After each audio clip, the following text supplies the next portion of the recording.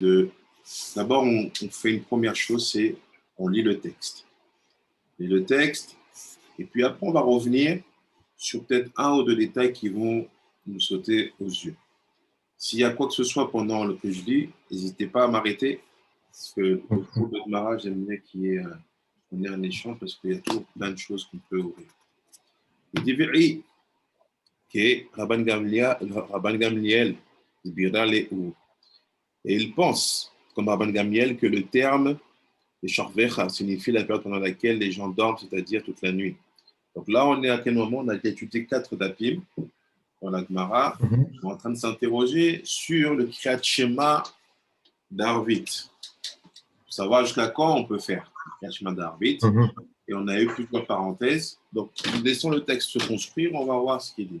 Rabban Gamliel, il dit, le mot Besharvecha signifie la période pendant laquelle les gens dorment, c'est-à-dire toute la nuit. Donc là, il demande jusqu'à quand on peut faire le Arvit. Et d'ailleurs, c'est étrange.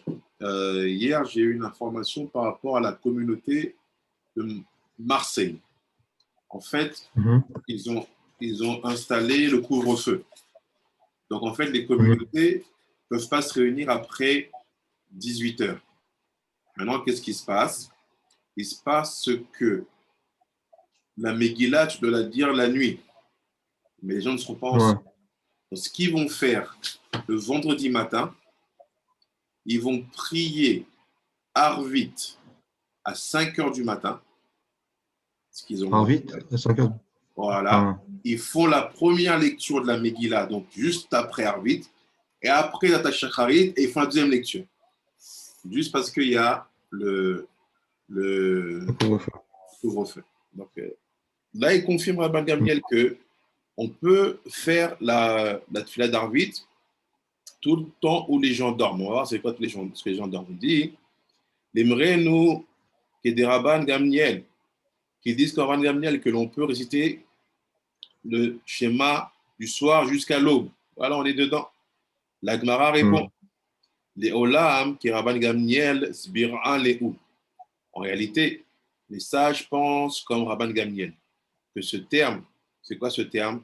Les Shorvecha, que ce terme évoque la durée pendant laquelle les gens dorment, à savoir toute la nuit. Les Adeka'a Amre, Atratsot. Et la raison pour laquelle il est dit que le schéma ne doit être récité que jusqu'à minuit, parce qu'il y a au début de la Braïta, au début de la Mishnah là-bas, il y a un avis qui dit on peut dire jusqu'à Chatzot, maximum jusqu'à Chatzot. Khatzot, c'est quelle heure Khatzot aujourd'hui? Chatzot aujourd'hui, c'est 23h55 à peu près. Avant minuit, quoi. Voilà. Il y avait deux avis. Il y en a qui disent non, tu peux faire la prière de Arvit le choix du Arvit quand les Kohanim rentrent manger la trouma. Rabban Gamliel il dit jusqu'à l'aube. Les sages disent non, jusqu'à Chatzot. Donc il y avait plusieurs avis là-bas. Là, on va essayer de comprendre pourquoi tout le monde pense comme Rabban Gamliel, mais ils disent des choses différentes. Après, on va creuser. Après, il dit, pour laquelle il dit que le chemin doit être récité jusqu'à minuit, que les achik et adam min vera. Pourquoi on t'a fait croire, on voulait te faire croire qu'il fallait que tu avais jusqu'à Chatzot pour faire le Kriyat Shema, le Arvit. C'est pour éloigner l'homme de la faute. Tanya, comme ainsi qu'il a été enseigné dans la Braïta, Achamim asu sayag le divrehem. Les sages ont fait une barrière, c'est-à-dire une protection à leurs paroles. Donc, étant donné qu'on sait que si je te dis tu peux prier jusqu'à l'aube, qu'est-ce que tu vas faire?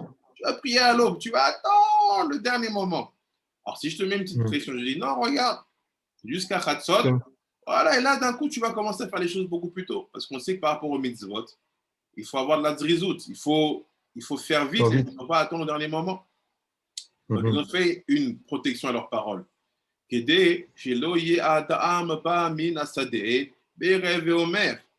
fait afin que l'homme ne revienne pas du champ. C'est quoi le champ? Tu étais au travail, tu étais au midrash. Tu rentres et tu reviens de là-bas, tu dis, le soir, ils disent, Elech leveti, je vais d'abord rentrer à la maison, Ve'ochel Mhm. kimi'a, ve'eshtei kimi'a, ve'ishan kimi'a. Et manger un peu, boire un peu, dormir un peu.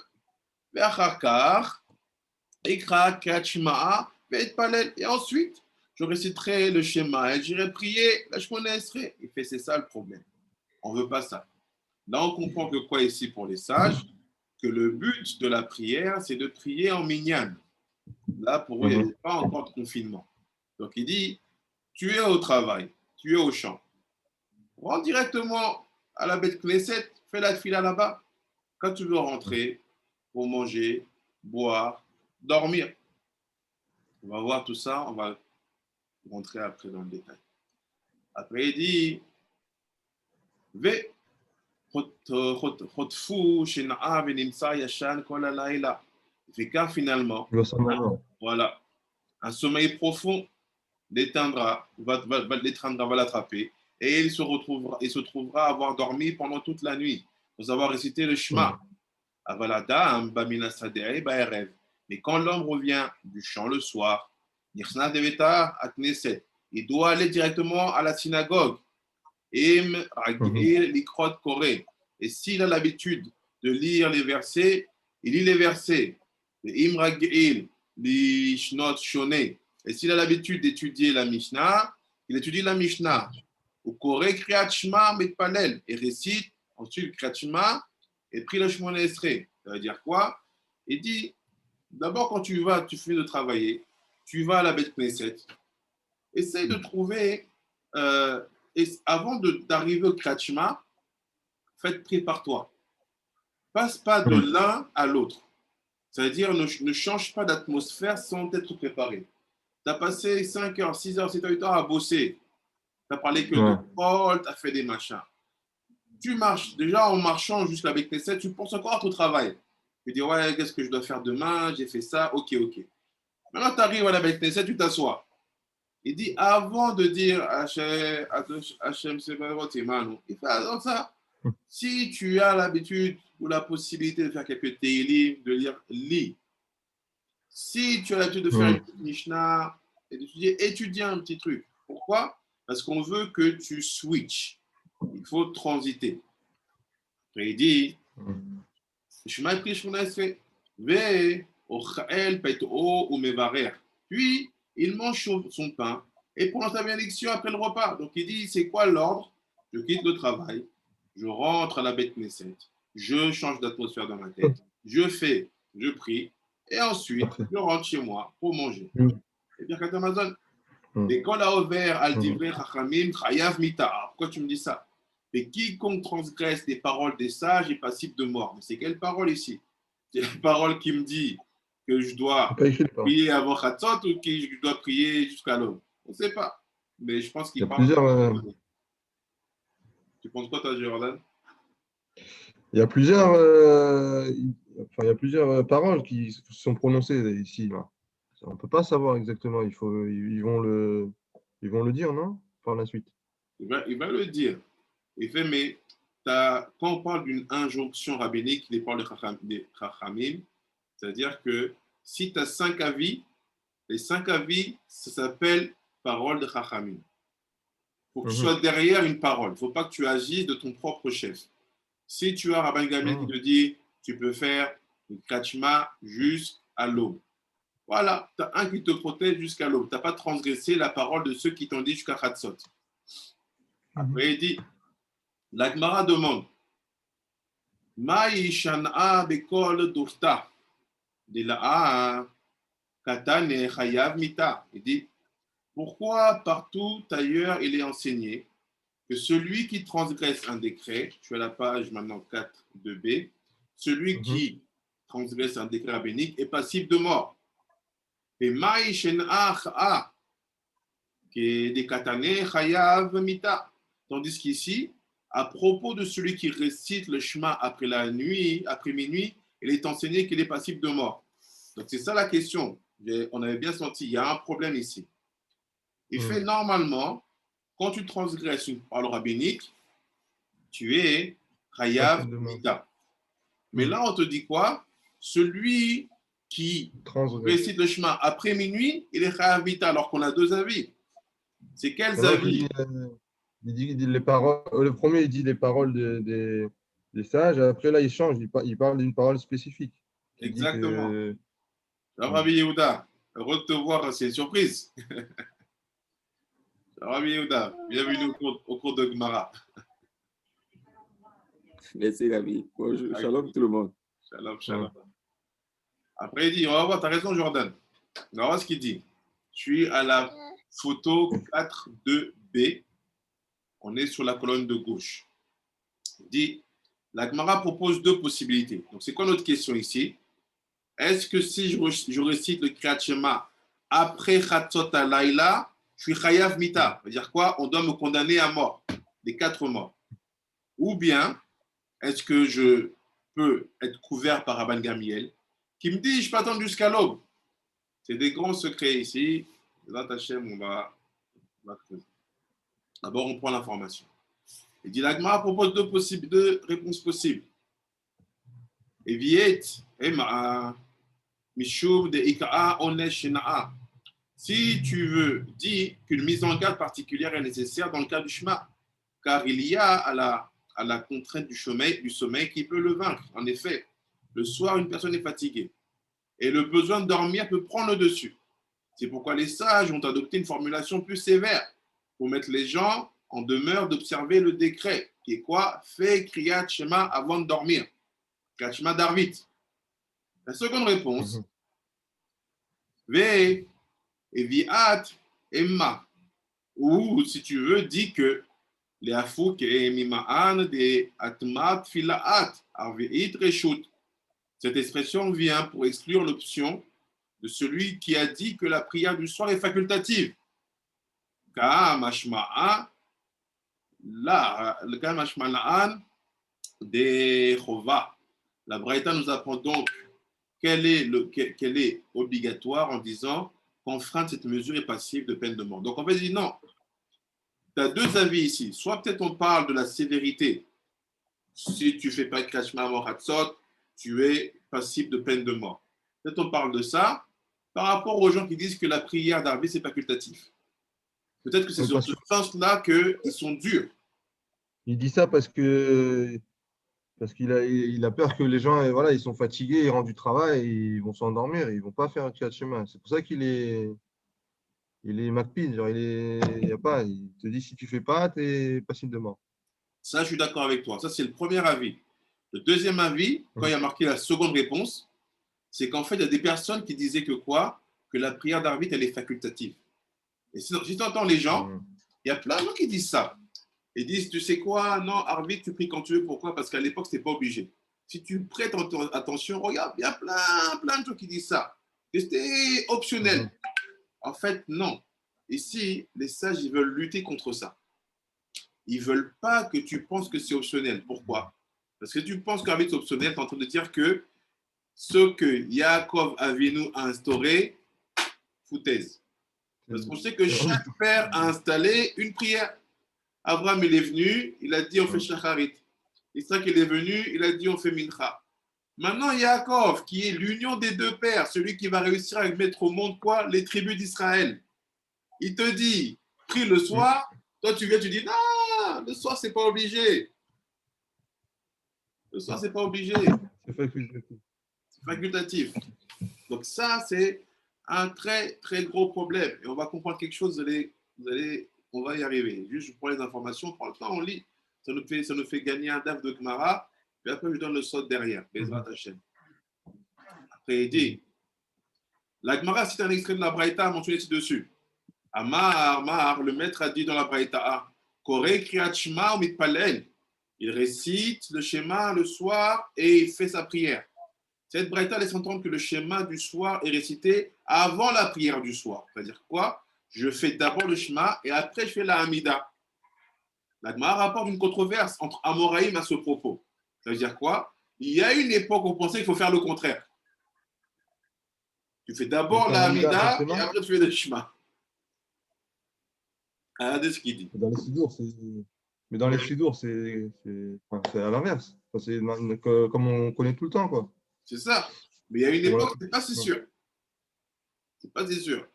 Il dit, Mais ça y est, de Rabbi Yochanan. Cette braïta soutient l'avis de Rabbi Yochanan. Et Amar, Rabbi Yochanan, qu'est-ce que ça dit Rabbi Yochanan? Il a dit, Ezeu ben haolam haba, qui est digne du monde à venir. Zé asomer geula'a litfil'a shel arvit, celui qui juxtapose, pardon, la bénédiction de la délivrance, qui est dans le Shema, c'est une bracha qu'on fait dans le Shema, et qui la colle à la prière du soir, à la Hamida. Rabbi Yochanan pense donc évidemment qu'il faut réciter le schéma du soir avant la Hamida. Donc tu fais Krashma Hamida, comme on le voit dans la Braïta. Mais il y a une opinion divergente. Rabbi Yoshua ben Levi, donc retenez bien, Rabbi Yoshua ben Levi, lui, il pense pas comme Rabbi Yochanan. Il dit Rabbi Yoshua ben Levi dit pour sa part, Tefilat o be'emta tikunam. Il dit, les sages ont institué que toute prière de la journée entre le schéma du matin et le schéma du soir. Ça veut dire quoi? Lui, il te dit, il sort une parole de sage que tout le monde avait oubliée. Il dit, les sages, ils te disent quoi? Ils te disent que toutes les prières qu'un homme doit faire dans une journée, elles doivent se trouver au milieu de deux autres prières, lesquelles? Le schéma de Shacharit et le schéma du soir. Donc pour lui, Rabbi Yehoshua Levi, en fait, le schéma de Shacharit et le schéma du soir, c'est comme deux barrières qui incluent toutes les prières à l'intérieur. Ça veut dire que quoi? Entre le Kriyat Shema du matin et le Kriyat Shema du soir, j'ai mon Birkat, j'ai ma Hamida du matin, l'après-midi, du soir. Donc pour lui, en considérant ça, quelle est la dernière prière que je dois faire avant d'aller au lit? Shema, pas Hamida. Vous avez vu? Après, il y a deux schémas après. Il y a le schéma de Arvid et le schéma avant d'aller dormir. Ah, merci Rabbi Jordan. Tu l'as compris. C'est pour ça que les Mekoubalim, ils ont instauré le Kriyat Shema chez Alamita pour donner raison à Rabbi Yoshua Levi. Donc, tous ceux qui disent que le Kriyat Shema chez Alamita, c'est optionnel, c'est les trucs des kabbalistes, Oufta Gemara. Il vient de là. Il le dit. Après, il dit, la Gemara analyse cette controverse entre Rabbi Yochanan et Rabbi Yoshua ben Levi. Mais Maï Kama'a mi flégué. Sur quoi sont-ils en désaccord? C'est quoi le fond de leur controverse en fait? Il dit,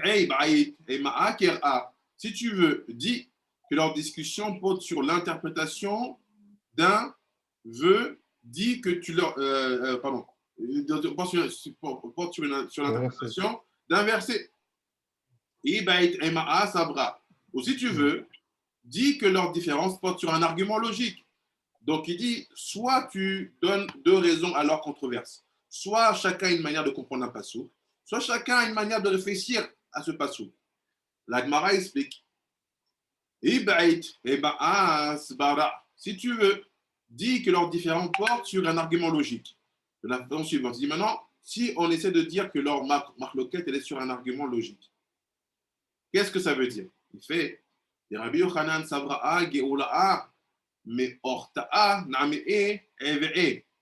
Car Rabbi Yochanan pense qu'un certain niveau de la délivrance a été aussi atteint le soir de la sortie d'Égypte. Et là, Geula'a Me'al Ta'alo'a Ve'ela'a Atzafra. Mais la véritable délivrance, c'est-à-dire la délivrance complète, n'a eu lieu qu'au matin. Je suis dans la photo 4, 2b. N'a eu lieu qu'au matin. Donc il dit Rabbi Yochanan, lui, il te dit, pourquoi je dois d'abord dire le Kriyat Shema avant la Hamida? Il dit parce que les sages nous disent qu'il faut dire le passouk qui parle de la délivrance avant de faire une Hamida. Donc il dit la délivrance, elle est dite dans les passouk avant le Kriyat Shema. Mais cette délivrance-là, elle est dite par rapport à quel moment? La sortie d'Égypte. Donc il dit, la sortie d'Égypte, c'est vrai que le soir, on a commencé à sortir. Les chiens, ils n'aboyaient pas. Mais là où on était vraiment dehors, c'était le matin. Donc il dit, Rabbi Yochanan, il pense ça. Il dit, il y avait déjà une délivrance, parfaite délivrance le soir. C'est pour ça que je vais sentir ce parfum et je vais faire le Kriyat Shema où je parle de la délivrance le soir.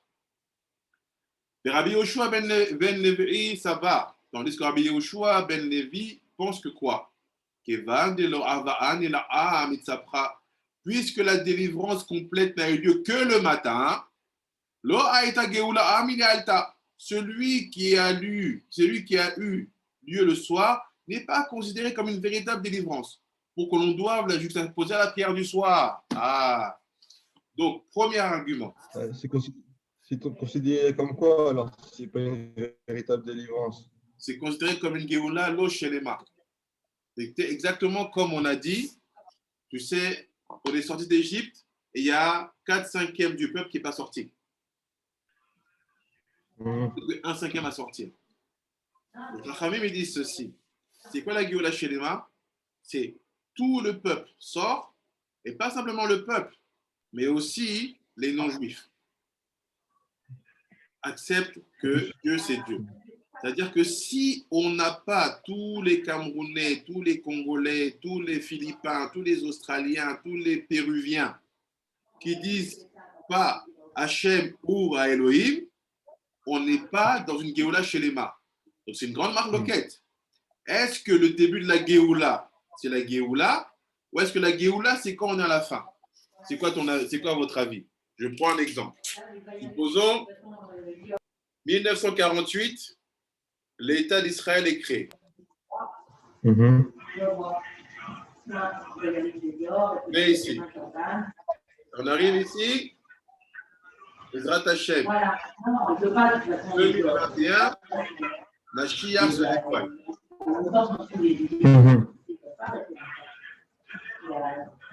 Donc, ma question pour vous, c'est où se trouve la Géoula?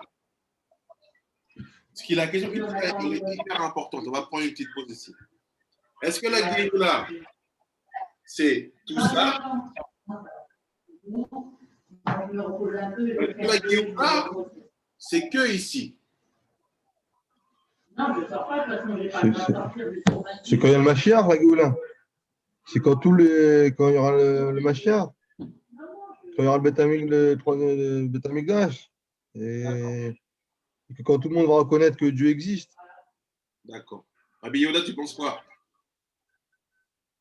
Rabbi, à mon avis, je pense que la Géoula n'est possible que si, premièrement, le support est créé. Pour moi, le support, c'est la création de l'État d'Israël. Donc, selon moi, si l'État d'Israël n'est pas créé, on ne peut pas parler de Géoula. Donc, pour moi, si quelqu'un me pose la question aujourd'hui, je dirais que la Géoula, elle avait déjà commencé. Parce que pour moi, c'était le plus difficile. Je peux me tromper. Voilà, Kavod, parce que vos deux avis, c'est la marloquette. Vous savez, c'est quoi la marloquette? Je vais vous expliquer. Ici, c'est les Mekoubalim qui pensent ça. Et ici, c'est les Pashtanim. Exemple tout bête. Yom Ha'atzmaut. Yom Ha'atzmaut, tu vas dans une yeshiva de Mekoubalim. Ici, ils te font le Hallel avec bracha. Pourtant, c'est pas. Parce qu'ils te disent, pour nous, la création de l'État d'Israël, c'était déjà le début de la Géoula. Il est écrit qu'à partir du moment où le peuple d'Israël revient et que la terre commence à redonner des fruits, ça y est, on est dans la Géoula. Les Pashtanim, la Rabbanout, te disent non. Tu vois Mashiach, toi? Tu vois le Beth Amikdash? Non. Donc, on fait Yom Ha'atzmaut sans dire le Hallel. Même ils vont plus loin, ils te disent, c'est assour le Hallel. Ils font pas le. Le Hallel, c'est Alléluia, tu sais, la tefila qu'on fait à Pessah pour dire Alléluia. Tu vois, attends, quand tu dis Ana Hashem Oshana Hashem Baruch Haba Beshem Adonai Ve'arnuchem Ibet Adonai. La chanson qu'on chante quand il est Chagim. Bah, ce Hallel-là, normalement, tu le fais les jours de fête. Donc, il y a une bataille féroce en Israël. Tu arrives en Israël le jour de Yom Ha'atzmaut, tu vas voir le peuple divisé, viens à Ha'atzmaut. Yom Ha'atzmaut, tu vas dans les Beth Knesset. Des fois, il y en a qui s'énervent, hein, des fois. Oui. Ils font le... Il s'énerve. Il s'énerve, bien Mm. sûr. Donc, c'est ça. Il y en a qui font, il y en a qui ne font pas. Donc, c'est quoi leur origine? Mm. C'est Rabbi Yochanan et Rabbi Yoshua ben Levi. Et là, Rabbi Yoshua ben Levi dit non, la Géoula, c'est que le matin. Rabbi Yochanan fait non. Quand on a commencé à sortir déjà, ça y est, on était dedans. On était dedans. Et Bezrat Hashem, pour ceux qui sont malades, c'est quoi la guérison? La guérison, c'est quand tu le vois debout devant toi, ou c'est quand déjà, même si tu ne vois pas qu'il est debout, ben Hachem a commencé à mettre déjà de la guérison. C'est une marloquette. C'est la marloquette. Donc après, il dit, la délivrance a lieu le matin. Il fait la Gemara va à présent expliquer comment leur interprétation du Passouk peut être à l'origine de cette controverse. Comment ils sont arrivés à s'embrouiller? Comment ils sont arrivés, les Mekoubalim et les Pashtalim, à plus parler au Matzmaout, en d'autres termes. Il dit, Viat et Makera. Ou si tu veux dire que leurs différends portent sur l'interprétation du Passouk. Veshneem, Mikraa et Chaad Darshu. Et tous les deux ont interprété un même verset, source de leur opinion respective. Des Kétiv, quel verset? Eshorvechav Kumecha. Ça veut dire quoi? Ainsi qu'il est écrit, quand tu te couches et quand tu te lèves. Eshorvechav Kumecha. Abi Yochanan, Savra Makrish, Shechiva, de Kim'a. Rabbi Yochanan pense que le verset associe le coucher au lever. Donc Rabbi Yochanan, pour lui, le coucher et le lever sont associés. Le schéma du matin. Ainsi, Ma Kima'a Kirat Shma'a V'acharka Fila. De même qu'au lever, le matin, l'ordre est d'abord la récitation du Shema et ensuite la prière. Af, Shkiva'a Nam Kirat Shema V'achar Kartfila. De même au coucher, le soir, l'ordre sera d'abord la récitation du Kriyat Shema, ensuite la prière. Rabbi Yoshua ben Levi, Savra Makish, Shkiva'a Lekim'a. Rabbi Yoshua ben Levi pense cependant que le verset compare le coucher au lever. Il parle d'une comparaison. Pour lui, c'est une comparaison, c'est pas quelque chose qui s'associe, c'est des comparaisons. Il y en a, ils pensent que le lever et le coucher sont associés. Il y en a, ils pensent que non, le lever et le coucher sont comparés ici. Il dit ainsi, il est écrit Makima'a kriyat shma'a samur lemitato. Et de même qu'au lever le matin, la récitation du Shema est proche du moment où il est dans son lit. Av shkivana me'e kriyat shma'a samur lemitato. De même au coucher, le soir, la récitation du Shema est proche du moment où il est dans son lit. Donc pour Rabbi Yoshua Levi, il dit à chaque fois le Shema, il est proche du moment où je suis en train de dormir. Si c'est le matin, bah, je vais le sortir du lit. Si c'est le soir, bah, je vais aller au lit. Donc pour lui, c'est des comparaisons, ce n'est pas des liens. Il dit, la Gemara tente de réfuter l'avis de Rabbi Yochanan. La Gemara tente de dire non, c'est pas, on n'est pas, on dit pas d'abord le chemin avant de faire la Hamida. Mais Tiv Mar, Bré, Ravina, Mar, le fils de Ravina, a contesté cet avis, l'avis de Rabbi Yochanan, à partir de la Mishnah suivante. Be'erev mevarer, shtaim lefenehem, ve'shtaim lacharem. C'est-à-dire quoi? Le soir, on prononce 2 bénédictions avant le Shema et 2 bénédictions après le Shema. Les 2 bénédictions qui suivent le Shema sont dans l'ordre, celle de la délivrance, puis Penu Kuché, Ashkivenu. Donc il y a d'abord la délivrance et Ashkivenu. Ve'i Amart, Ba'i Nismor. Et si tu dis comme Rabbi Yochanan qu'il faut juxtaposer la bénédiction de la délivrance de la prière du soir, cette Mishnah pose des difficultés. Il fait, si tu es comme Rabbi Yochanan, comment tu t'en sors avec cette Mishnah? Voici que, de toute façon, on ne juxtapose pas la bénédiction de la délivrance à la prière du soir, car il faut dire la bénédiction Ashkivenu entre les deux. La grande répond. En fait, qu'est-ce qu'il dit ici la Mishnah? La Mishnah dit, ok, Rabbi Yochanan, toi tu penses qu'il faut dire bénédiction de la délivrance et faire la Hamida. Il n'y a pas de problème. Je comprends ton truc, on est d'accord avec toi. Mais il y a un problème. C'est que avant que tu attaques ta Hamida, tu dis Ashkivenu. Ashkivenu, ce n'est pas la délivrance. Donc tu ne respectes pas la Mishnah qui te dit quoi? Délivrance, Hamida. Toi, tu as fait quoi? Délivrance, Amida, mais tu as oublié qu'avant, tu as Ashkivenu, fais-nous dormir. Après, la Gemara répond, Amré, ils ont dit, Kevan, de Takin ou Rabanan Ashkivenu, puisque c'est les sages qui ont institué la bénédiction de Ashkivenu, après la bénédiction de la délivrance, que Geoula Arikta Damia. C'est comme s'il s'agissait d'une longue bénédiction de la délivrance. Ah, il fait non.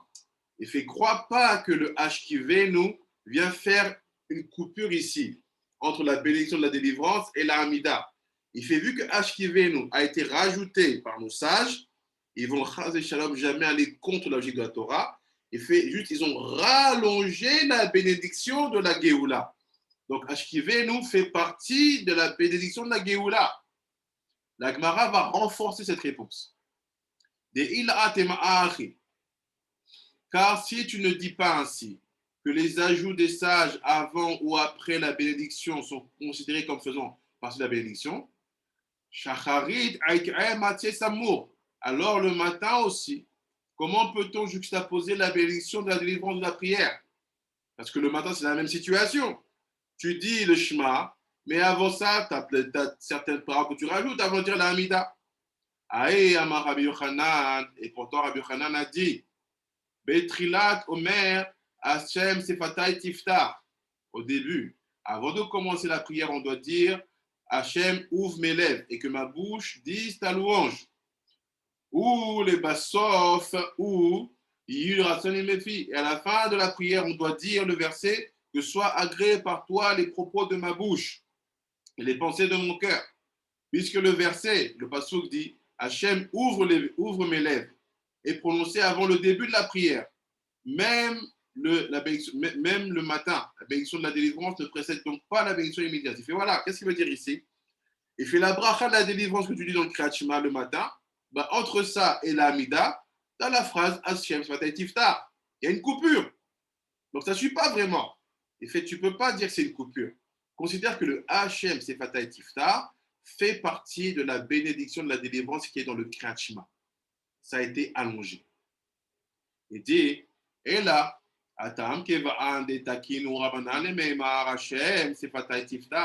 c'est pour résoudre cette difficulté. Mais pour résoudre cette difficulté, il nous faudra admettre là-bas, puisque les sages ont institué de dire Hachem Sefatay Tiftar avant la prière, Ketfila Rikta Damia.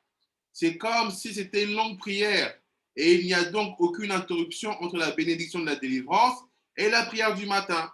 De même qu'on a fait ça pour le soir. Donc là, il règle la question. Il dit, sache que toute parole qui est rajoutée entre le Kriyat Shema et le début de la Hamida, ça ne s'appelle pas une autre bénédiction. Ça ne s'appelle pas une coupure. Que ce soit le matin ou le soir. Ça s'appelle quoi? Extension de la bracha. Achaname. Et aussi, à propos de la prière du soir, puisque les sages ont institué de dire la bénédiction Ashkivenu, après la bénédiction de la délivrance, c'est comme s'il s'agissait d'une longue bénédiction de la délivrance. Par conséquent, on ne considère pas qu'il y a une interruption entre la bénédiction de la délivrance et la bénédiction de la délivrance et la prière. Donc, qu'est-ce qu'a fait la Gemara? Elle se range du côté de qui? Rabbi Yochanan. Donc, qu'est-ce qu'a dit la Gemara? La Géoula, elle commence ici. Je suis. On va creuser. Là, on a presque fini la DAF. Après, on va donner le sort de tout ça. Les rattachés. Après, il dit, un autre enseignement concerne, en fait, tout ce que je fais toujours dans les mots de la Gemara, on doit faire un DAF. Quand on fait le DAF, on lit le DAF. D'abord, on laisse la Gemara nous dire ce qu'elle veut nous dire. Après, on peut parler. Donc, on n'a pas suffi de lire le DAF, il reste quelques lignes. Un autre enseignement concernant la récompense acquise par le mérite de la prière. Donc là, il change de sujet. C'est-à-dire quoi? La Gemara s'est positionnée. La Géoula commence en 48. La Géoula commence la nuit. Donc la Géoula, en fait, c'est une période. Donc la Gemara, elle pense comme les Mekoubalim. Donc qu'est-ce qu'il faudrait faire? Il faudrait dire le Hallel, Yom Ha'atzmaut. Parce que le jour d'indépendance, ça a bien commencé. Donc, si jamais quelqu'un vous dit, hey, toi là, pourquoi tu fais le Hallel à Yom Ha'atzmaut? Il dit pas non, parce que j'ai vu mon rabbin. Tu dis non, parce que la Gemara se positionne comme Rabbi Yochanan. De quoi tu parles? Bah, par rapport à la bénédiction de la Géoula que tu dis avant la Mida. Tu connais pas? Tu dis, viens, viens, on va voir Daf, Dal et Amud Bet. Voilà comment tu justifies le fait de dire le Hallel à Yom Ha'atzmaut. Pas shoot. Donc, moi, je dis le Hallel à Yom Ha'atzmaut. Après, il dit, un autre enseignement concernant la récompense et le mérite acquis par la prière. Il fait, non, on va voir c'est quoi le mérite quand tu fais la tfila. Il dit, Amar Rabbi Eleazar, Amar Rabbi Avina, Kol HaOmer, Teila le David. Rabbi Eleazar a dit au nom de Ravina, quiconque dit le psaume 145, c'est Ashrei, qui commence par louange de David, 3 fois par jour. Si tu dis ça 3 fois par jour, Muftar Sheu Ben Aolam Haba il peut être sûr qu'il est digne du monde à venir. C'est pour ça qu'on dit 3 fois Ashrei. Première fois, on le dit dans les prières Shacharit.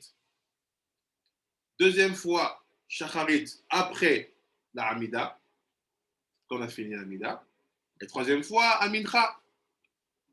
Donc, on a besoin de dire ça. Vous voyez que les sages, en instaurant ça, ils veulent donner une garantie au monde à venir à tout Israël. Après, il dit, la Gemara cherche à savoir en quoi ce psaume est particulier. Pourquoi Ashrei Yoshve Betecha, c'est particulier. Quelle en est la raison? Il dit, Maïtama, quelle est la raison? Il est Ma'amishum de Aïta'a, Be Aleph Bet. Il fait si tu dis que le psaume 145, donc le Ashrei, est spécial parce qu'il suit l'ordre du Aleph Bet, de l'alphabet. Il fait Na me Ashrei, et mi mederer Aïta'a,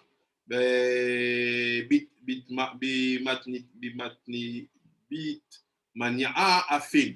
Alors que le dit plutôt que le tome 119, heureux ceux qui sont dans le chemin, heureux ceux dont le chemin est intègre, qui est écrit en groupe de versets à chaque lettre de l'alphabet et répété 8 fois. Donc il dit, si tu veux dire que le Hashri est supérieur à toutes les autres Teilim, parce qu'il y a l'alphabet, ça respecte de Aleph à Tav là-bas, il fait non, j'ai un meilleur psaume que celui-là. Le psaume 119, où qu'on lisait, tu te rappelles, Rabbi Jordan, qu'on était au Lila, on le lisait avant la fin de Shabbat. Il les lisait, il les chantait. Le psaume 119. C'est Aleph Bet, et il y a tous les alphabets là-bas. Et dans chaque lettre, en fait, tu as 8 pasouks. Aleph, 8 pasouks. Bet, 8 pasouks. Il dit, dans ce cas-là, si c'est pour l'avantage de l'alphabet, dit que c'est le psaume 119 qui est le bon, qui est le meilleur. Pas le 145, pas le Ashrei. Après, il dit, et là, Amishum, il fait en fait, le psaume 145, le Ashrei, Yoshve, est particulier parce qu'il contient le pasuk suivant. Ouvre tes mains et satisfais les désirs de tous les êtres vivants. Après, il dit, Na me Aleel gadol, dirtiv B, noten lechem lekol bassa. Il fait, mais s'il en est ainsi, que l'on dise plutôt le grand Hallel. Il fait, si tu veux dire que la force du Ashrei, c'est parce que dedans, il y a marqué que tu nourris tous les êtres vivants. Il fait, j'ai un meilleur texte que ça, le grand Hallel, le Hallel Shalem complet qu'on fait à Pessah ou à Hanouka, où il est écrit, il donne du pain à toutes les créatures. C'est-à-dire que là, tu vois que c'est un niveau dessus. Donc il dit le Ashrei, j'ai trouvé un texte meilleur qui est supérieur au Ashrei par rapport au fait de nourrir. Là, dans le Ashrei, tu dis que tu nourris les êtres vivants. Là, tu parles de toutes les créatures. La Gemara répond. Il dit Ela mishum de it betarte. En fait, le psaume 145 est préférable parce qu'il possède 2 caractéristiques. Pourquoi le Ashrei est mieux? Parce qu'il a 2 forces. Il a été dit plus haut dans le psaume 145 que le psaume 145 suit l'ordre du Aleph Bet. La Gemara étudie à présent une omission dans cette suite. Amar Rabbi Yochanan, encore lui, Rabbi Yochanan, il revient. Il dit, Mipnema lo nemar nun be'ashre. Il dit, c'est pas vrai qu'il y a tout l'alphabet dans le ashre. Il manque une lettre. Laquelle? Le nun. Regardez dans le texte, il vous marque. Il manque le nun.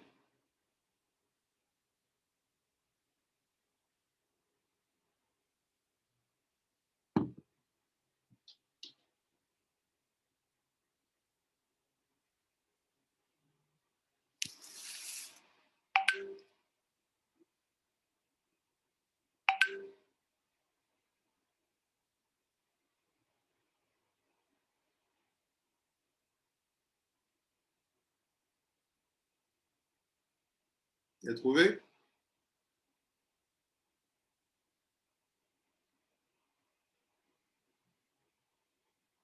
Et il a dit qu'il fallait rappeler ce matin. Donc, mon fils, comme il parle bien l'hébreu le grand, ils ont demandé, comme ils étaient en visite, en fait, les enfants, ils ont demandé le document. Comment on suit les Aleph? Aleph, Bet, Ashri, Bet, Alala. Je vais te dire. Voir au moins une demi-heure. Regardez. Parle un peu. On a des bonnes nouvelles, si tu veux, parce que je suis en voie, c'est quoi?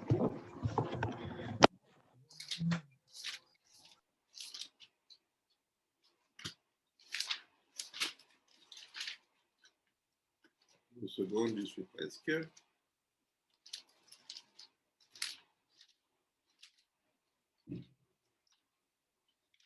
Voilà.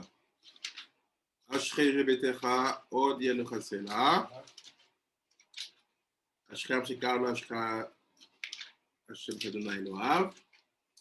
Après, tu as, ça c'est l'introduction. Après, tu as Aromimcha. Elohai Amelech, ça c'est le Aleph. Bechol Yom Avarerka, c'est le Bet. Adonai Adonai Uleolel Meod. Gimel. Dans les deux, ça va Masecha. Dalet. Ah, c'est par passage. Vav, c'est Reizuz. Zayin, c'est Zecher. Rav. Bet, c'est Tanot Rachou. Tov. Et Yuducha Hashem. Yud. Chaf. Kevod Malchutecha. Lamed, Eudia. Même Malchutecha. Après, sa mère. Sa mère. Il saute, ouais. Il manque la lettre. Il n'y a pas le nom. Il manque un nom. Ça, c'est parce qu'il n'y a pas le nom. Quoi? Rabbi Yochanan, qu'est-ce qu'il nous dit? Il n'y a pas le nom, et c'est ça qui est bien, il manque une lettre. Rabbi Yochanan dit, Nipne ma nema be'ashrei. Pourquoi n'est-il pas mentionné dans le Ashrei, le verset commençant par la lettre Nun du Ashrei? Il fait, Nipne sheyesh ba ma palatan shel sonné Israël. Parce que la lettre Nun contient une allusion à la chute des ennemis d'Israël. Ben, je ne comprends pas. Si c'est la chute des ennemis d'Israël, ben mets-la. Mets-la.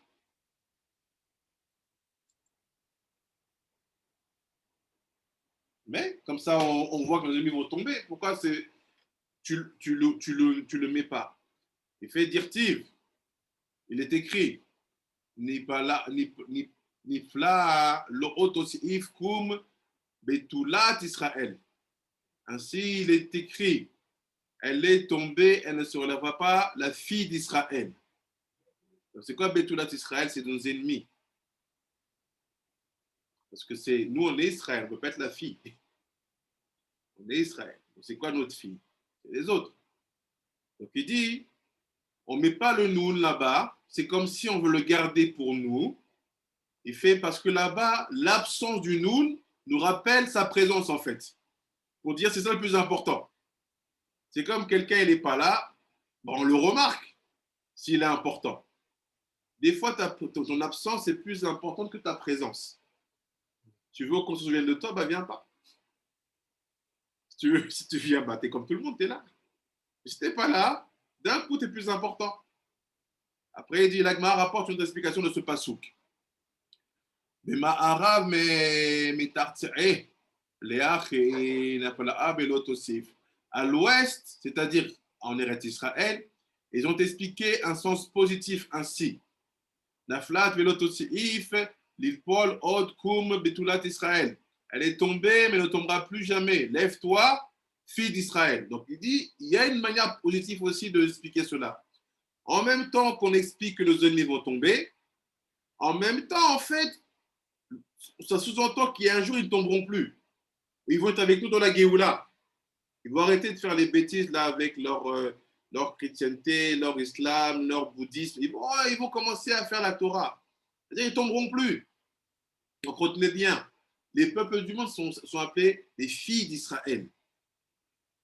Après, il dit Alors, on est les bénis Israël, nous. On est les enfants. Israël, mais en fait, quand on est béni Israël, c'est parce qu'on veut nous rappeler qu'on est les enfants d'Akadosh Baruch Hu. Maintenant, si on laisse ce statut et que nous, le Ham Israël, on devient l'épouse d'Akadosh Baruch Hu. Pourquoi? Parce qu'à Shavuot, on lit une ketouba entre Hachem et le Ham Israël.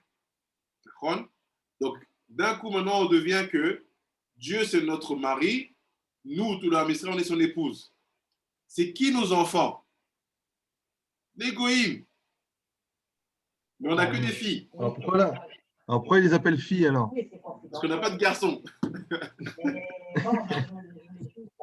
En fait, Akadosh Baruch Hu, quand il est marié avec lui, il n'a pas de Ben Bechor. Il n'a que des filles. La réponse, c'est qu'en fait, on les appelle les filles. Pourquoi? Parce que toute la dimension des nations, c'est dans Malchuyot. Et Malchut, c'est le dernier He. C'est-à-dire, ça peut être des dimensions masculines, mais on appelle ça fille pour te dire c'est des Malchuyot, 70 Malchuyot des nations. Les 70 princes et rois des nations. Donc, il dit, ils ne tomberont plus. Ils vont nous écouter. Donc, en fait, on doit se comporter comme eux, avec eux comme une mère. Donc, comprenez que quand un juif devient raciste, devient extrémiste, fasciste, envers quelqu'un qui n'est pas de sa religion ou de sa couleur de peau, il n'y a pas pire. Parce que c'est comme une mère qui rejette son enfant. On serait tous choqués de voir ça. Là, c'est la même chose ici. Vous allez avoir le saut dans 5 minutes. On a presque fini. Presque fini. Et on va aller dans le saut. Pour comprendre ça. Après, il dit Amar Rav Nachman, la Gemara poursuit son analyse. Amar Rav Nachman ben Yitzhak. Il fait Rav Nachman ben Yitzhak, il a dit Apila ki chaza'a David. C'est Macha'an biruach kodesh. Il fait malgré cela, c'est-à-dire bien qu'il n'ait fait pas allusion à la chute des Bnei Israël, David est revenu et les a malgré tout soutenus. C'est-à-dire qu'il a fait mention du redressement de ceux qui sont tombés. Dans le verset suivant, composé sous l'inspiration divine. Sommer Adonai les kol hanoflim. Ainsi est écrit, Dieu soutient tous ceux qui sont tombés. Donc il dit, pour ceux qui pourraient penser que le Noun, il parle en fait de la chute d'Israël. Pourquoi? Parce qu'en fait, une mère qui rejette ses filles, elle tombe elle aussi.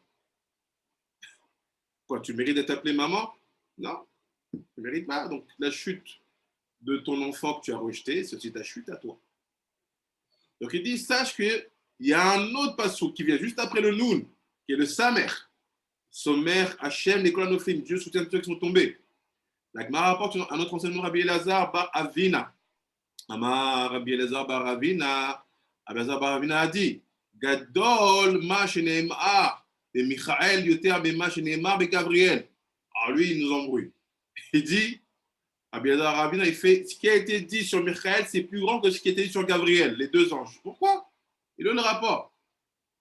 Il dit, plus grand est ce qui a été dit au sujet de l'ange Michael que ce qui a été dit sur l'ange Gabriel. De Ilu ou Michael Ketiv, car à propos de Michael est écrit Vaya'af Elai Echad min Asrafim. Il a écrit l'un des séraphim a volé vers moi. Ve'ilu Gabriel Ketiv, tandis qu'à propos de Gabriel est écrit Ve'aish Gabriel Asher Ra'iti Bechazaon Betechilat Me'ouf Bi'af. Alors qu'à propos de Gabriel, il est écrit et l'homme Gabriel que j'avais vu dans une vision précédente s'était levé en vol. Donc en fait, Michael, il vient directement, mais Gabriel s'appelle Ish. Il y a quoi ça? La Gemara demande comment on sait que le premier verset fait allusion à Michael. Parce que tu me dis c'est Michael, mais qui t'a dit? Il dit, Maï mashma'ad'i echad Michael. Qu'est-ce qui fait comprendre que ce mot un se rapporte alors à l'ange Michael, qui est qui? Qui est le Kohen Gadol dans le Beth Amikdash là-haut. Il dit, Amar Rabbi Yochanan. Rabbi Yochanan a dit, Atia achad achad. On déduit d'une correction, Zerachava, c'est-à-dire que de ça, je déduis ça. Établi entre le mot un, donc parce qu'il y a le mot echad qui est mentionné ici, et ce même mot un qui est mentionné ailleurs. Mais où ailleurs? Keti vacha, vayaf elai echad min asrafim. Il est écrit, un des séraphim a volé vers moi. Et Keti vatam, ve'in Michael echad min asrafim arishonim ba les azreni. Il est écrit ailleurs, et voici Michael, un des séraphim. Le mot echad de séraphim me fait rappeler que ça, on parle de Michael. Un des séraphim est venu m'aider. La Gemara, c'est une braïta qui se rapporte à ce sujet. Tana, une braïta enseigne. Michael, echad. Michael, l'ange Michael, quand il accomplit une mission, il fait un vol. Un coup d'aile, vous, il arrive. Il peut aller de Los Angeles à Paris, coup d'aile, un seul coup d'aile. Gabriel, Beshtaim. Gabriel a besoin de 2 coups d'aile. L'ange Gabriel, 2 vols. Eliyahu Hanavi, Be'arba. Lui, il a besoin de 4 coups de vol. Ou Malar Amavet. Combien de coups d'aile il a besoin pour parcourir le monde? Shmona, 8. 8 coups d'aile. L'ange de la mort a accompli sa mission en 8 vols. Ou Bishat Amagefa, Be'achat. Mais au moment où il y a des fléaux, il accomplit ça en un coup d'aile, comme Michael. Et vous voyez qu'on est dans un fléau. Mais j'ai une question. Raphaël, c'est pas l'ange de la guérison? Raphaël, oui, mais il n'est pas là. C'est l'ange de la guérison, oui. D'accord, j'ai compris. Il ne parle pas de Raphaël. Non, il parle de Michael, Gabriel, Eliyahu et sa mère même, de Malar Amavet. Et chacun il fait un truc, non? Michael et je ne sais plus c'est quoi. Michael et Gabriel, ils ont une mission, non? Chacun il a une mission. Un truc. Michael, lui, c'est le Kohen Gadol de là-haut. Gabriel, lui, c'est comme le soldat. C'est un combattant. Il n'a pas le temps. Il y a un problème. Tout ce qui est les macotes de feu, brûlés, machin, c'est Gabriel. Et Eliyahu, il vient plutôt pour enseigner les sages. Et le Malar Amavet, il vient apporter la mort. Il fait, mais le Malar Amavet, lui, c'est le seul qui peut switcher. En temps normal, il a besoin de 8 battements d'aile pour faire le tour de ce qu'il doit faire. Mais quand c'est là le fléau, il vient en un coup d'aile. Dieu protège. Comme Michael. Exactement. Donc, le Malar Amavet et Michael, il y a un lien entre eux. Alors, on finit. Après, on va donner le sod et on prend les liens. La Gemara rapporte à présent une obligation répétée dans le Shema. Oh, David. Oh, ça, mon ami. C'est bien de te voir. Il fait, la Gemara rapporte à présent une obligation de répéter le Shema avant de dormir. Il dit, Amar Rabbi Yoshua ben Levi, Rabbi Yoshua ben Levi, il a dit, Afalpi shekara Adam kriyat Shema bebet hakneset mitzvah. Il fait, bien qu'un homme ait déjà dit le Shema à la synagogue lors de la prière du soir, mitzvah likrot al mitato, c'est une mitzvah de lire sur son lit. Rabbi Jordan, Rabbi Yehuda, vous avez vu que c'est écrit la Gemara, c'est une mitzvah. Demandez aux gens, allez à Bnei Brak, demandez à qui vous voulez, est-ce que le Kriyat Shema avant de dormir, c'est une halakha? Ils vont vous dire non. Ils vont vous dire c'est un minag de Mekoubalim. Non, il y a écrit c'est une mitzvah. Alors que là, la Gemara te dit mitzvah. C'est une mitzvah. C'est même pas une tradition de kabbaliste. Allez, je vais essayer de trouver un sidour.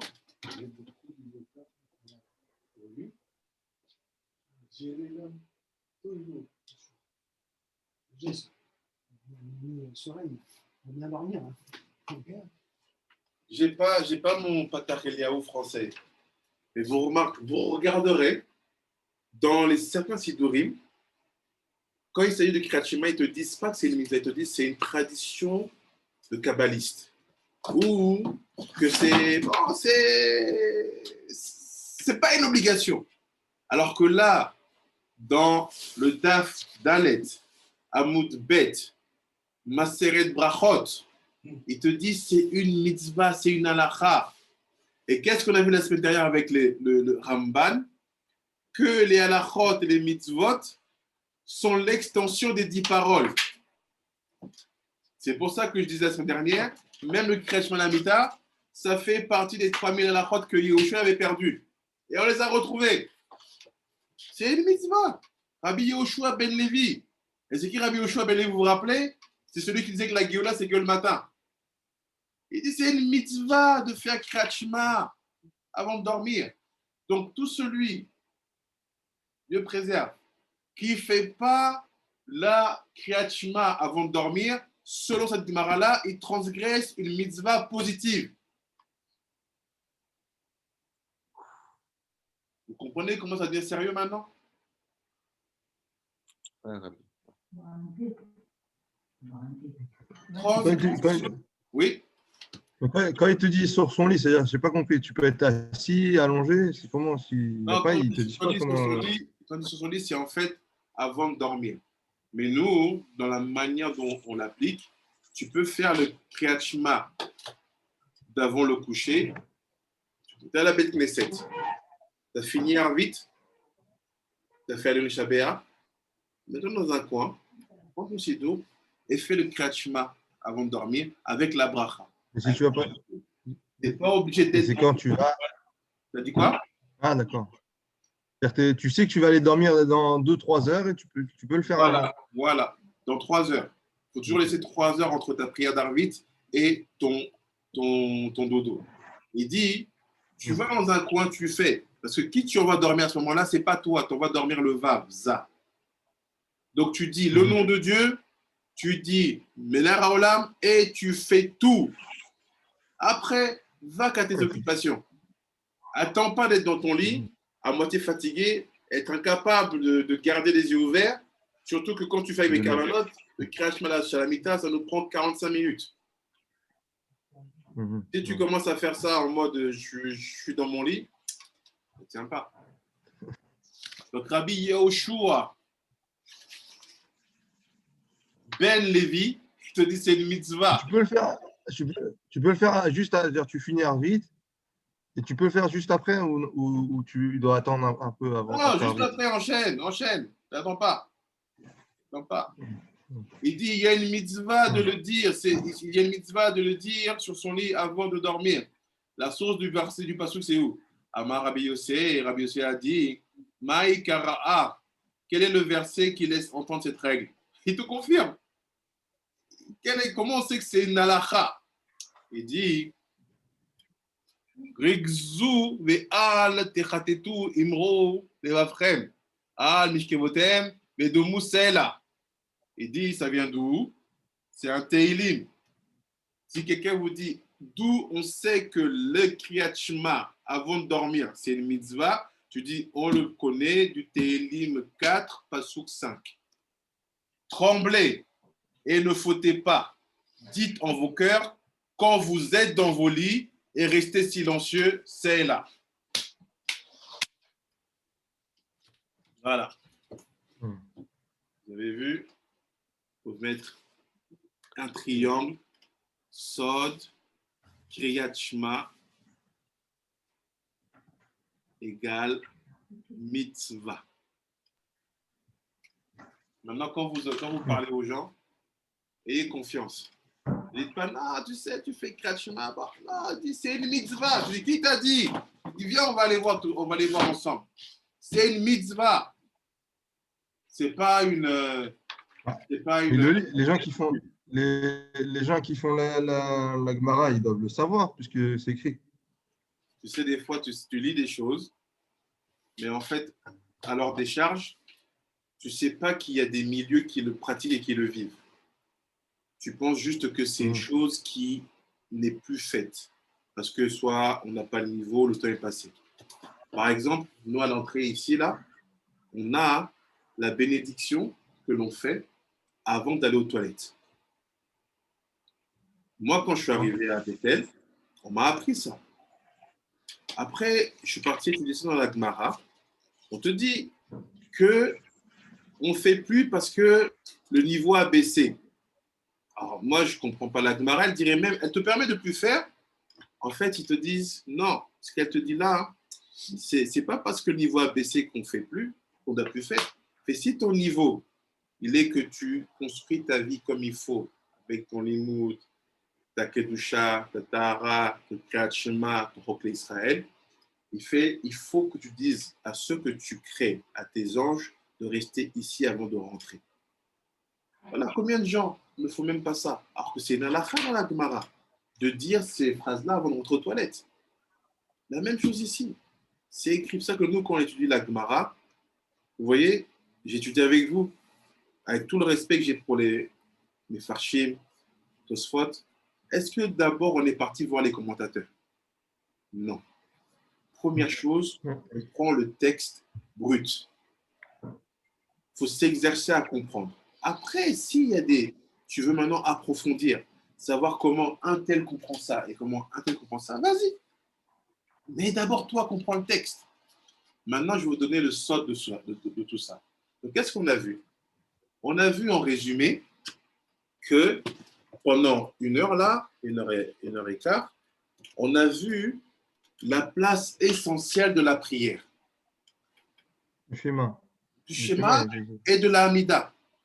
La Non, place essentielle de la prière. Et après, on sait que la plupart des prières sont toujours suivies de Ashré. On a vu par rapport à Ashré. Et on nous parle pendant longtemps de la Géoula.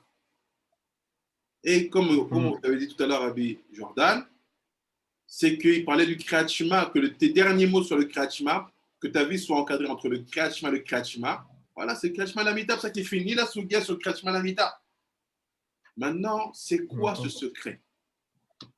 Ce secret, c'est dit Amalek.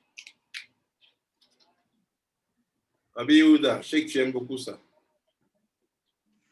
C'est quoi Amalek?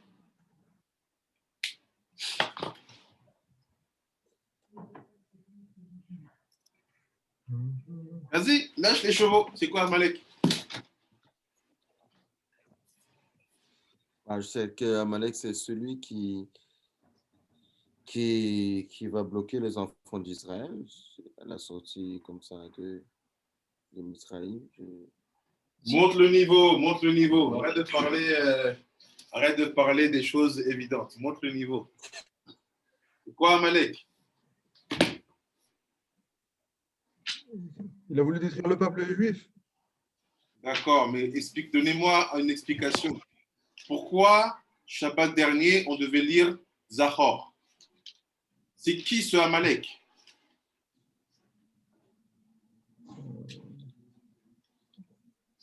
Rabbi Yehuda, toi qui as des élèves, ils t'ont jamais demandé d'expliquer Amalek? T'as pas un chidouche personnel sur ce qui est Amalek, qui est Amalek?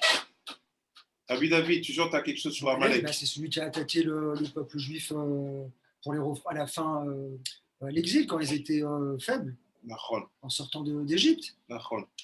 Et c'est qui Amalek aujourd'hui? En tant que peuple? Je ne sais pas. La Perse? L'Iran?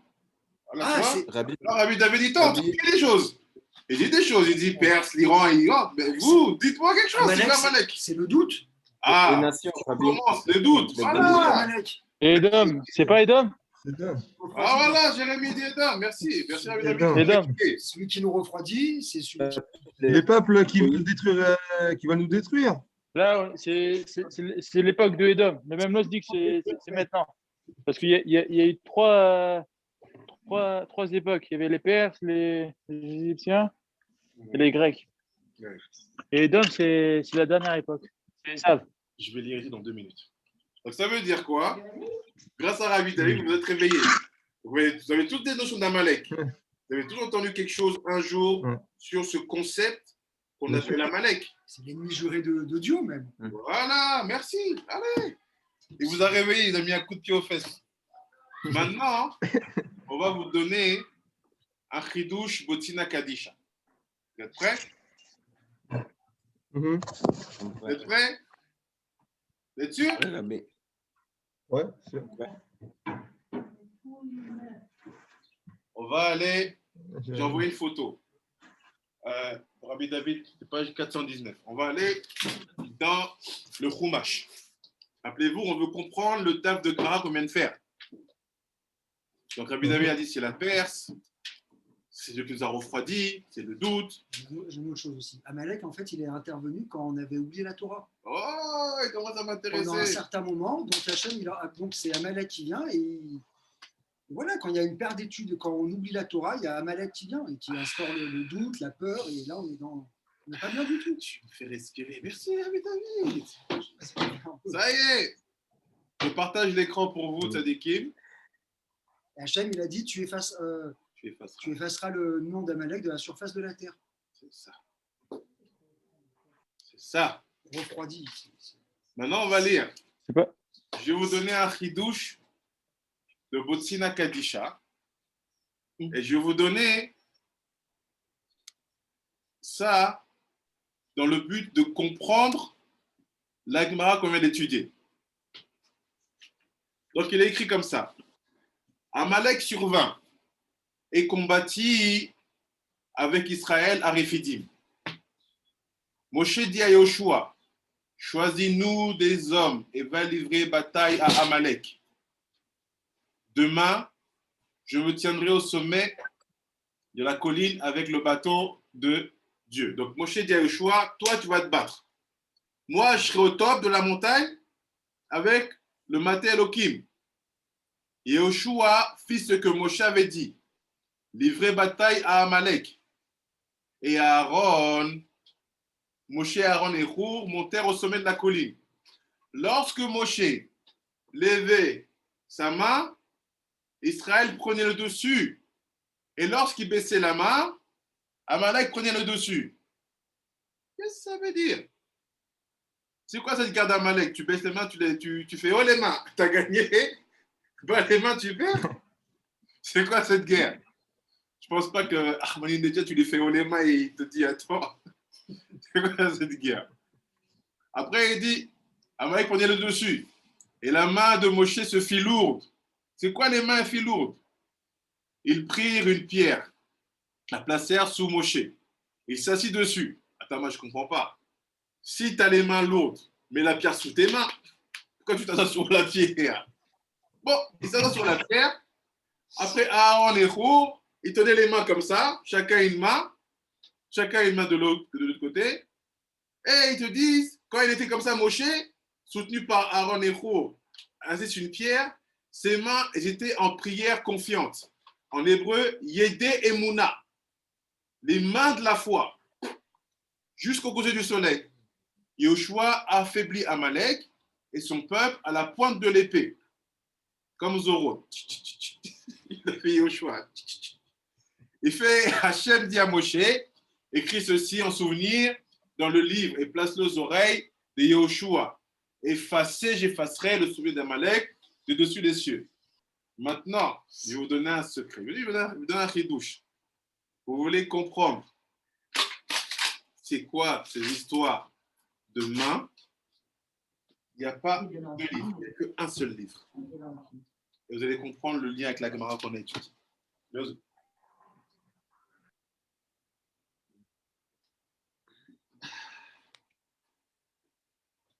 Shara Kavanot. Sans Shara Kavanot, on ne pourrait pas vivre. Comment on ferait? Vous êtes prêts?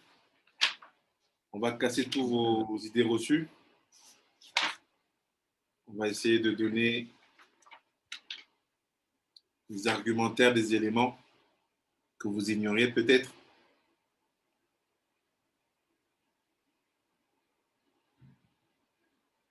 Je vous envoie une photo que je vais lire.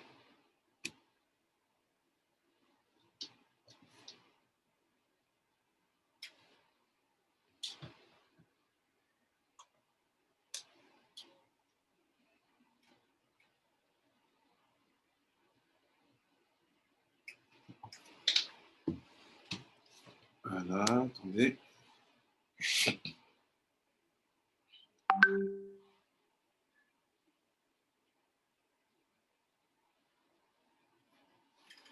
Je lis à partir du début, à partir d'ici.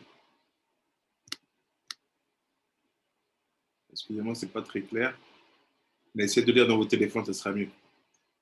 Parce que là, ça ne marche pas. Donc, je vais lire à partir de la colonne de droite. Shah Kavanot. Et rappelez-vous, toute la Gemara, qu'est-ce que nous a dit? Kriyat Shema Tefila. Il dit, Seder Kulolel Alayla. On va parler de la nuit. Fait, Idbayat Trila Inyan Kolel Inyan Shena. D'abord, on va expliquer c'est quoi le sommeil.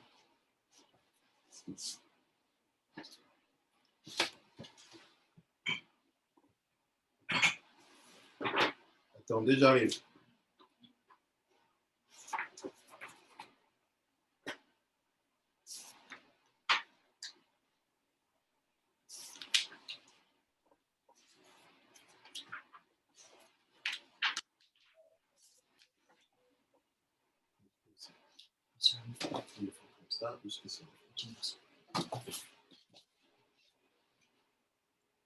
Attendez, j'arrive. Hein.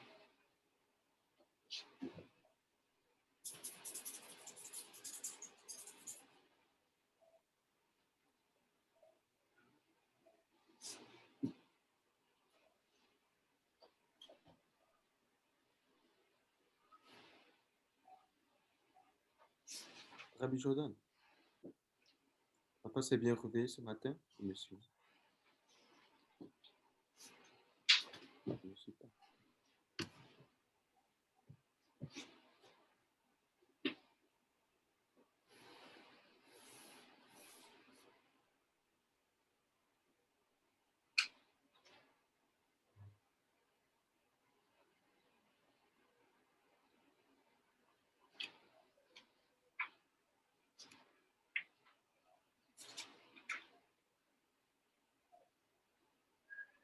Je suis ici. Je vais faire comme ça. Je suis là sur le chez nous.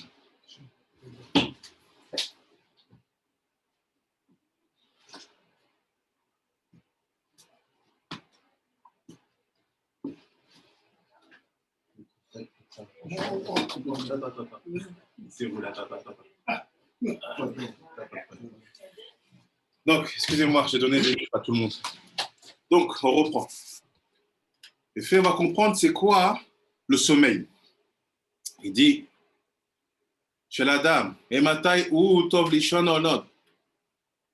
À quel moment il est bon de dormir ou non? Vous le faire.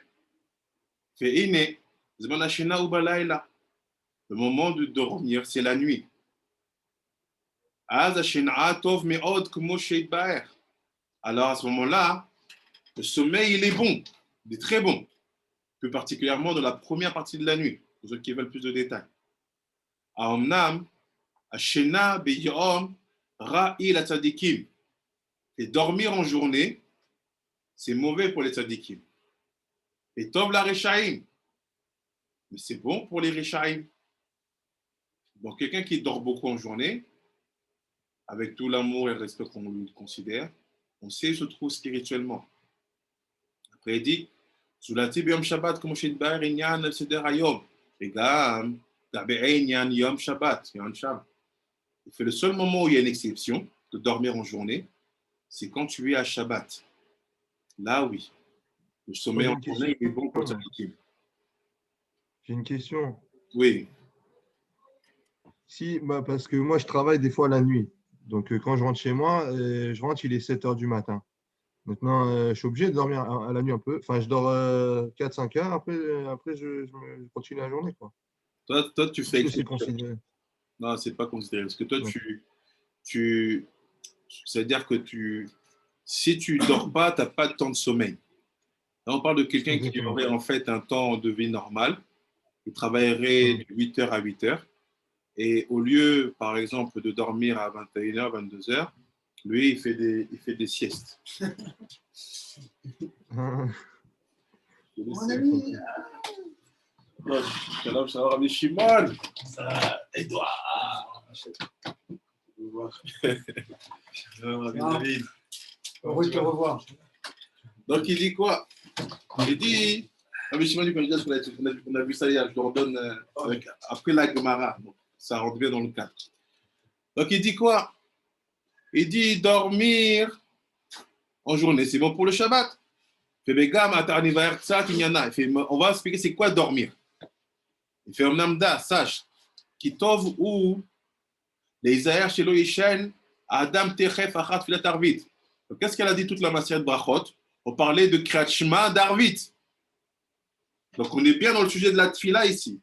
Il dit il ne faut pas dormir tout de suite après avoir prié. Pourquoi? Omnam, Isha'a, Od, Shior Gimel, Sha'ot, Minalayla. Mais il faut attendre 3 heures avant de dormir. Pourquoi? Pourquoi Rabbi Yehuda? Pourquoi j'attends 3 heures avant de dormir? Après mon Kriyat Shema et mon Amida d'Arvit. Rabbi Yehuda, on ne t'entend pas. C'est pour regarder les mochines. Rabbi, tu avais dit que l'espace entre les morim que l'on acquiert dans une prière ne peuvent rester que pendant 3 heures. C'est-à-dire que si on dépasse 3 heures, ces morim-là ne peuvent plus. Je suis très fier de toi, Paula Kavod. Sachez que quand on prie, qu'est-ce qu'il fait l'homme quand il prie? Il ramène à l'intérieur de sa tête ce qu'on appelle des cerveaux. C'est quoi ces cerveaux? Ce qu'on appelle des mochin. Mochin, c'est Rabad. Et chaque mohar, chaque cerveau reste 1 heure. C'est-à-dire que si j'ai fini ma prière d'Arvit à 20h, dors pas tout de suite. Parce que quand tu dors, tu provoques à ce qu'ils partent avant l'heure. Donc attends, reste éveillé 3 heures. C'est pour ça que mes Koubalé, mes prières Arvit tôt. Ils commencent à Arvit à Ben Hashmashot, même avant. Donc attends toujours 3 heures après ta prière d'Arvit avant d'aller dormir. Profite de la lumière de ces mochines. Elle fait quoi ces mochines? Elle te donne de la clairvoyance, de la lucidité, de la compréhension, de la doucha, savoir comment diriger ta vie en tant que Yehudi. Un juif sans mochine, c'est la galoute. Merci Rabbi Yehuda. Donc ça, c'est règle de base. Pourquoi on prie? Avec tout le respect, bien sûr. Ce n'est pas parce qu'on aime Dieu. On prie parce que Dieu il a besoin qu'on ramène des mochines dans ça et donc automatiquement dans nous. Et ces mochines-là nous permettent de nous accrocher à quoi? Au halachot. Donc il dit, ne dors pas tout de suite. Tu as fait descendre les mochines du soir. Garde-les, laisse-les s'imprégner en toi et qu'elles deviennent un outil qui va faire un avec ta neshama.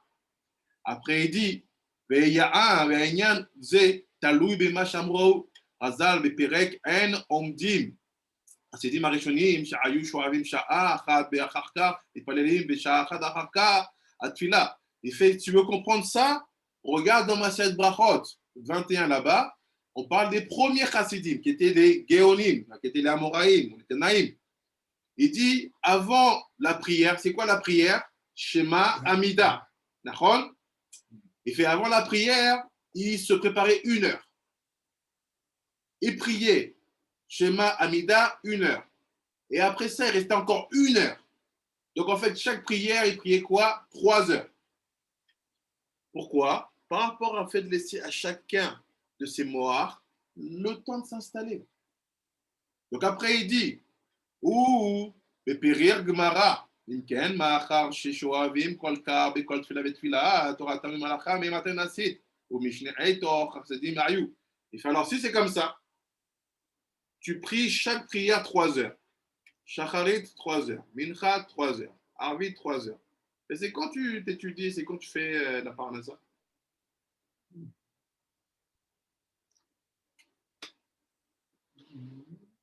9 heures de prière. Oui. Parce que vous n'avez pas encore compris c'est quoi la prière. Attendez, le cri du fil arrive. 9 heures de prière par Parce que jour. la prière, T'as dit quoi? parce que la prière, c'est encore plus haut que l'étude, que les halachot. Largement, Parce que c'est bien sûr. c'est pour ça qu'il priait plus qu'il étudiait.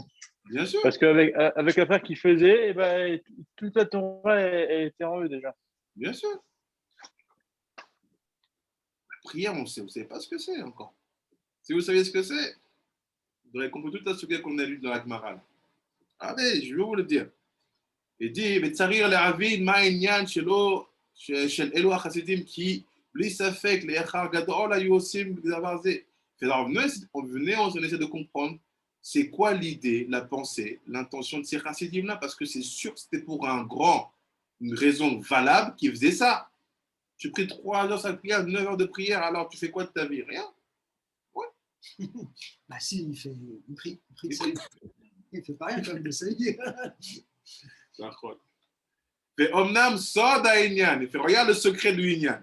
ידידה, סש, כי קודם חורבן בית מקדש, כמעט שלא היו צריכים ישראל להתפלל. Puis sache qu'avant la destruction du temple, on revient dans la situation. Israël n'avait pas besoin de prier. Tant qu'il y avait le temple, pourquoi? Les filles chez Zoun, Ayutamit, Pani Bepani, parce que Za et Nukva, le Vav et le He étaient toujours face à face. Donc les mochines étaient toujours là. Qui mochinza ayu kamin botamid. Ces mochines, ils étaient toujours en lui et pas de ça part, ça revient, ça part, ça revient. Attendez, on va voir. Mais lo ayu mistalkim klal. Mais lo aya a sorer la maaseh tartonim de tfilatam. Et donc s'il y a le temps, Dieu, Akadosh Baruch Hu n'a pas besoin de nos actions à nous, pas besoin de nos prières à nous pour ramener les mochines dans ça. C'est quoi le but de la tfila? C'est ramener les mochines dans ça parce qu'on est en galoute. Il fait, mais s'il y a le temps, vous avez la mochine. Quand on fait la prière, c'est-à-dire qu'on les mochines, on les assemble. C'est-à-dire quand on fait la prière. On les assemble et on les fait descendre. D'abord dans le Vav, après dans le He et après dans nous. Okay. Après, il dit, il n'y avait pas besoin, c'était déjà face à face. Mais une fois que le temple a été détruit, volonté de Marabim à cause de nos fautes, les mochines sont partis. Donc Chabad est parti, a quitté la tête de Za. Et à l'idée de Filatenu, à nous gormim, les azir, les amshir, mochin, bezoun. Et donc c'est quoi le but de la tfila? Pourquoi ils se prennent la tête d'abord Rabbi Yoshua Levi et Rabbi Yochanan? Parce qu'ils veulent savoir comment on va s'organiser pour amener les mochines dans Za à partir d'Arvit. Parce que le temps de la nuit, c'est dur. La nuit, ça, quand la nuit tombe, qu'est-ce qui se passe? Tu commences à penser bizarrement. On sait comment ça se passe. En journée, tu es un tzaddik. Tu commences à faire sombre, tu commences à avoir des idées comme ça. Bon, là, je regarde les numéros que j'ai dans mon téléphone, là, je vois si la fille là-bas, elle est toujours disponible, n'est-ce pas?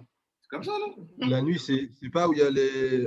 C'est le mal qui est la nuit. Exactement.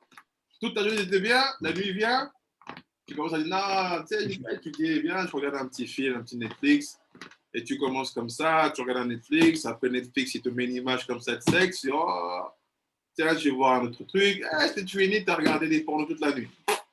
Comment ça se fait qu'il y a une expression qui dit toute la nuit, tous les chats sont gris? C'est ça. Ça veut dire quoi la nuit, il n'y a pas de problème. Tout le monde Pourquoi c'est comme ça? Parce que la nuit, tu manques de mochim. Maintenant, vous comprenez, Rabbi Yehuda, Rabbi Joran, on a étudié la soulière ensemble, Rabbi Jérémie. Pourquoi les sages ne veulent pas que tu dormes sans avoir prié? Parce que les mochim que tu fais descendre sur toi à Arvit, ils vont t'aider déjà dans la nuit et même dans tes rêves. Quand tu fais les mochim, ils sont là. Crois-moi, tu ne vas pas rêver que tu as Ibiza dans la rêve partie là-bas. Tu vas rêver que tu es en train de faire des trucs, des tzadikim, tu as rêvé du Hari, tu as rêvé de ton grand-père qui était niftar, il t'a donné une bracha. Ça, c'est pourquoi? Parce que tu as prié avant de dormir. C'est ça qu'il te dit, va faire, t'endors pas et qu'ils ont dit c'est une halakha et que tu mérites la mort. C'est quoi la mort? Et que ton échama est monté, elle va au Gehinnom. C'est ça que tu fais des rêves, tu dors, tu fais des rêves incroyables, tu te réveilles, tu es fatigué. Tu dis, toute la nuit, j'ai rêvé que je faisais mon travail. C'est quoi ce rêve? Surtout, imagine toi, Jordan. Tu fais la shmira, tu fais le gardien, tu fais la sécurité. Tu as bossé 8 heures. Ouais. Tu dors, Qu'est-ce que tu fais toute la nuit? En train de faire la sécurité. Mais non, c'est pas le truc. Pas dans mes rêves quand même. Pourquoi? Parce qu'il manquait les mochines. Donc après, il dit.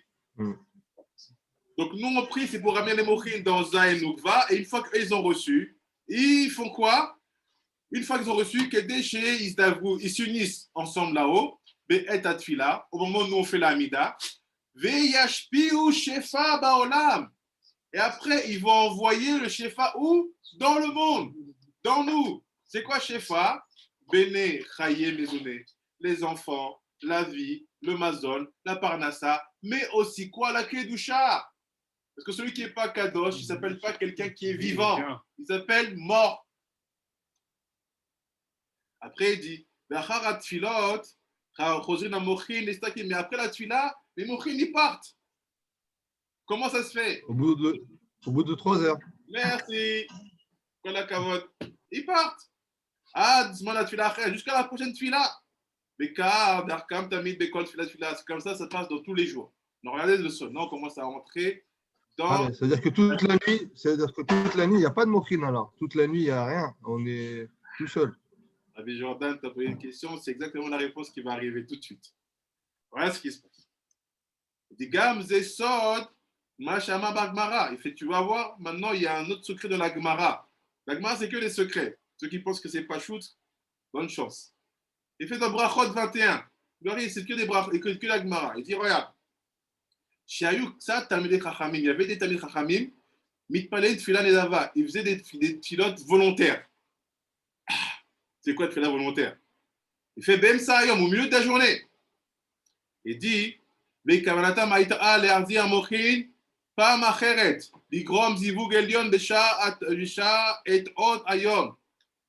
ce que tu viens de dire, Rabbi Jordan. Il dit quoi? Il dit les Talmidei Chachamim de la Gemara, c'est tellement kadosh, tellement pur, que quand ils n'avaient pas de mochin, ils le sentaient. C'était insupportable pour eux. Donc, qu'est-ce qu'ils faisaient? Ils rajoutaient des prières supplémentaires. Ah, tu comprends, c'est quoi le secret de ces filles-là, Nedava? Tu as prié au net aujourd'hui, il était 6 heures. C'est quoi ces prières? Tu vas voir, je vais te dire. C'est quoi ces prières? Tu vas voir, je vais te dire. Tu as prié au net, il était 6 heures, tu as fait ta Amida. Qu'est-ce qui se passe? À 9 heures, tu es où? Bah, généralement, tu es au travail, si tu travailles. Ah, à 9 heures, tu es sans mochin. Ah oui, j'ai compris. Il n'y a plus rien, c'est passé déjà. C'est pas notre travail, tu es perdu. Qu'est-ce qu'ils faisaient les Talmidei Chachamim dans la Gemara? Ils voient les 9 heures, il dit il y a 3 heures, j'ai prié. Il se met dans un coin, il fait Ashré et il fait une Amida. Pourquoi? En plein milieu de la journée, en plein milieu de la journée. Pour conserver les mochines. Voilà, pour les faire les mochines sur lui. Mais quelle Amida tu fais? C'est la de Shacharit? Non, tu fais l'Amida, c'est la même tout le temps. C'est une Amida volontaire. C'est comme un Korban Toda, volontaire que tu fais à Dieu. Tu fais Ashré, personne ne voit. La vérité, c'est comme ça que moi je fais, c'est comme ça qu'on m'a appris. Pour ne pas se retrouver sans mochin, sans clairvoyance, sans compréhension, sans envie de Gdusha. Je vois, il est 9 heures, je fais, oh, 9 heures, ça fait 3 heures que j'ai fini ma prière déjà, de Hamida. Tu te mets dans un coin, Ashri le Jvé, Hachem, c'est pas tel tiftar, jusqu'à Osé Shalom, et c'est bon.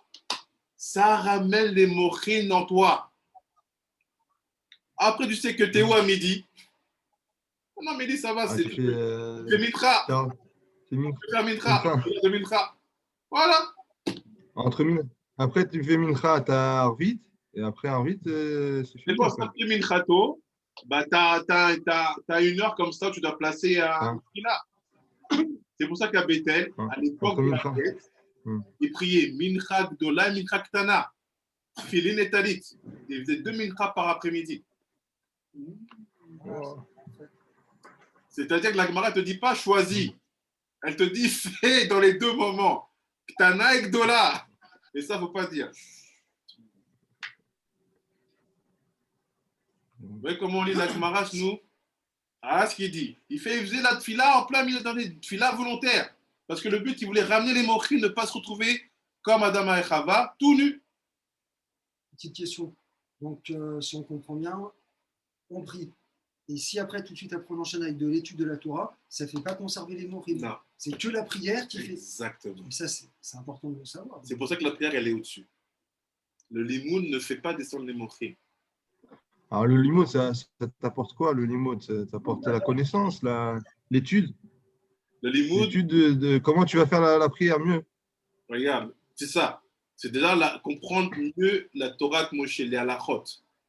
Le limoud, il est là pour, en fait, avec ta gdusha et tes mochim que tu as fait descendre, le limoud, il t'aide à construire des malachim, des anges.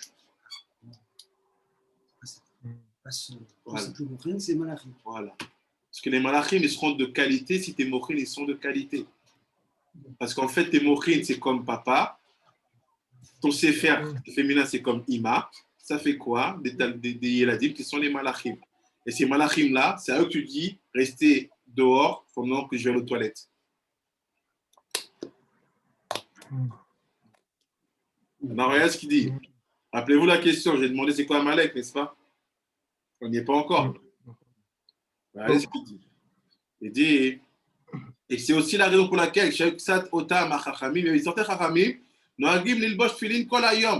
ils décidaient de garder les tfilin toute la journée. Pourquoi?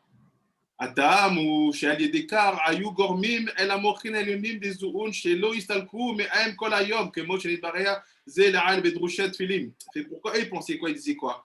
Ils disaient, vu que j'avais mes tfilin au moment de la tfila, on sait que les tfilin, c'est le réceptacle pour les mochim.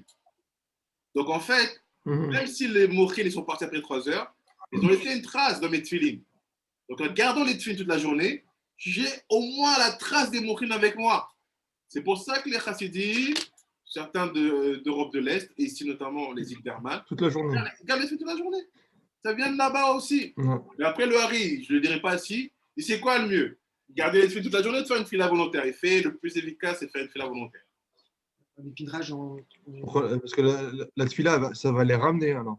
Ça les ramène, alors que les tfilin, tu utilises que la trace qu'ils ont laissée. J'entends dire qu'avant, c'est pas la même chose. Tout le monde gardait des tfilin. Au temps du roi David. Ils allaient même à la guerre avec les tfilin.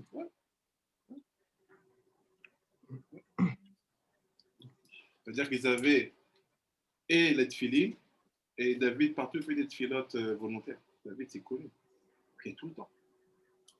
Tout le temps. Même il ne priait pas, et il faisait des télim qui sont des prières aussi. Donc il faisait les deux. C'est ça qu'il y a certains Tanaïm qui prennent le chemin des tefilin et d'autres de la tfila. C'est-à-dire que les deux avis existaient bien à un moment. Ils étaient faits en même temps peut-être. Et oui, à l'époque de David, c'est de la Torah. Bon, parce que les morim, là, comme on l'explique en hébreu, ça peut nous faire penser aux cellules grises. Un peu, tu vois. Ouais, mais c'est ça. C'est ça. Quelqu'un qui est totalement perdu, si les cellules grises elles sont mortes, il n'y a pas de logique. Ouais, c'est ça. Donc, il n'y a pas de logique. Ça. Et cette logique-là, pour nous, ça s'appelle quoi? Halacha. C'est quoi la halacha? On arrive, voilà ce qu'il dit maintenant. Les gars, Shani Daer Enyan, Aniskar, Po, Besod, Aistalkut, Amochin, Achra, Tfilah. Donc, là-bas, je t'explique aussi dans ce grouche sur les tfilin que les gens y gardent. Je t'explique aussi c'est quoi cette histoire des mochin qui te quittent après 3 heures, où elles vont. Ce n'est pas le sujet ici. Shani Daer Enyan, Aistalkut, Azé, Maïniana, qu'est-ce que ça fait, ou tout ça. Maintenant, là, on rentre dans la conclusion. Il dit, Narzor, les Inyanenu, qui a chazidim arishim, parce que les premiers chazidim, Ayou, Shuaïm, Sha'a, Achat, Tfila, ils attendaient 1 heure après la Tfila. C'était l'igrom, les malakiyum, Mohamdat, Amochin, Bezoun, Sha'a, Achat, Tfila. Et parce que leur but, c'était quoi? En fait, ce que je n'ai pas encore dit aux autres, mais je vais vous le dire à vous, quand ils priaient la Hamida, ils restaient encore 1 heure après. Ils faisaient quelque chose qui s'appelle sûrement une Tfila. Pourquoi? Parce qu'ils voulaient gratter une 4e heure dans les mochim. Parce qu'en fait, si j'ai fini de prier à 9 heures, ma Hamida, mais je gratte 1 heure, qu'est-ce qu'il faisait pendant cette heure-là? Il ne dit pas la Gemara. Il faut voir les commentateurs Tosfot, Rachid. Il dit, il reste encore 1 heure après la Hamida. Il dit, parce que cette heure-là, en fait, ça leur permettait de garder les mochim 4 heures, pas 3 heures. Alors, qu'est-ce qu'il faisait? Je me des doutes? Je ne sais pas. Ce n'est pas dit. s'appelle faire du rab. Donc après, il dit que les grands, les malakium, emdat amochin azé sha'achat pour provoquer Ils qu'il étudient la Torah, reste 1 heure de plus. pas le Kiyum. Ouais, je n'ai pas la Torah. Ils étaient en méditation. Ils étaient des Yehoudim. Je te dis la réponse, mais ce n'est pas le moment. Après, il dit Vélo istagoteref, comme ça, les mochis ne partaient pas tout de suite. Là on arrive. Vezé sod, chamourazal, c'est les secrets que nos sages ont dit. Dans Sefer Abaïr, il dit quoi là-bas Al Moshe Rabbeinu, sur Moshe Rabbeinu, à la Shalom, Shelo Ayu Yadav Pushot Termi Gimel Shaot. Il fait, c'est le secret de Moshe qu'il pouvait garder les mains élevées que 3 heures. Ah, par rapport avec la guerre d'Amalek. Merci. Donc, c'est quoi Amalek? Avant d'arriver à l'Iran, la Perse et Édom, c'est d'abord empêcher le juif de savoir prier. Pour que le juif oublie la tfila. On va voir. Le juif oublie la tfila. Vous voyez, c'est quoi Amalek? C'est facile de trouver Amalek, c'est Macron. Mais avant d'aller voir Macron, viens avant elle te dit c'est la tfila. Ken Rabbi Jordan, tu disais quoi, excuse-moi? J'ai dit que Amalek, il est là pour nous contrer à ne pas faire la prière. C'est ça. C'est ça qui vient te refroidir quand tu es en chemin. Parce qu'à ce moment-là, tu dis quoi? Il n'y a plus d'espoir. C'est ça à quoi de prier? Venons, restons, buvons, mangeons, parce que demain nous mourrons. Voilà Amalek. C'est ça la guerre. Ça devrait tout nous sauter aux yeux. Parce que la guerre, elle n'est pas racontée avec des nombres de morts. Elle n'est pas dit avec quelle arme Yoshua l'a combattu. La seule arme qui est citée, enfin les 3 armes sont citées. Il y a la pierre sur laquelle Moshe s'assoit, les mains qui sont élevées et Aaron et Hur qui sont là. Il n'y a pas d'arme. D'accord? Point de l'épée, mais c'est quoi ce rêve? C'est le Kriyat Shema. C'est pour ça que j'ai entendu une fois des raves qui disent que quand tu fais justement le Kriyat Shema avant de t'endormir, avant le sommeil, c'est comme si tu avais une épée entre les mains quand tu dors. C'est ça. La pointe de l'épée là-bas, c'est Kriyat Shema. C'est ça qu'on a parlé dans la Gemara. Toute la soga, c'est quoi le Kriyat Shema et tu es là? Bah, je vais vous montrer, regardez.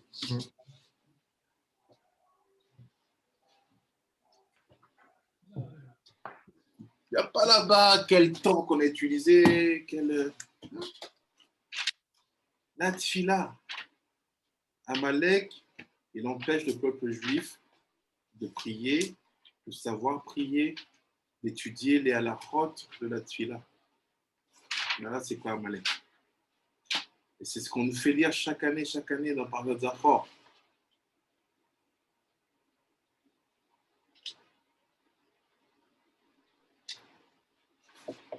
C'est quand tu finis de faire, quand tu es dans le Kriyat Shema Shalamita, et tu finis de faire tout le chemin. Tu dis le pasuk ve'afta, ve'aya, ve'edaber.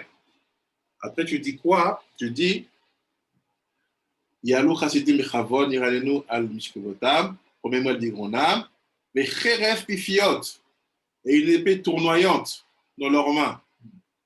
C'est ce Kriyat Shema. Ça, Yoshua a battu la pointe de l'épée. Donc, le secret, c'est ça l'épée. Le secret de la guerre contre Amalek, c'est de savoir prier. C'est dans le schéma Israël aussi. C'est ça. C'est de savoir prier, c'est la tfila, et c'est aussi et surtout de prier avec kavanot. Pas en chat. Et c'est ça, tout le fil conducteur qu'on a ici, dans la Gemara qu'on a vue. Dafdal est un mot de bête. Toute la tfila nous parlait de quoi? De Géoula. De Géoula. C'est quoi la Géoula? C'est le temple qui est reconstruit, c'est les moqueries qui sont toujours là. On a vu la frise entre la Géoula selon Rabbi Yochanan et la Géoula selon Rabbi Yoshua ben Levi. C'est toute cette souga qu'on est en train de voir ici. On ne peut pas avoir de Géoula sans être des experts de la tfila. Donc, toutes les ilchot tfila, il faut les avaler. Parce que c'est ça qui vous fait gagner la guerre contre Amalek. Respectez vos zmanim de tfilot. Concentrez-vous. Faites vos petites cavanotes comme vous savez, avec la force que vous avez. Faites vos grandes cavanotes comme vous savez. Chacun selon son niveau. Mais c'est ça la guerre d'Amalek. Parce que toute l'image qu'il nous a donnée de la Torah de la guerre d'Amalek, c'est les bras de Moshe. Il n'y a que le Hari, Rabbi Shimon, qui vient nous dire, ces bras-là, restaient en haut 3 heures, c'était les mochines de la tfila qui partaient.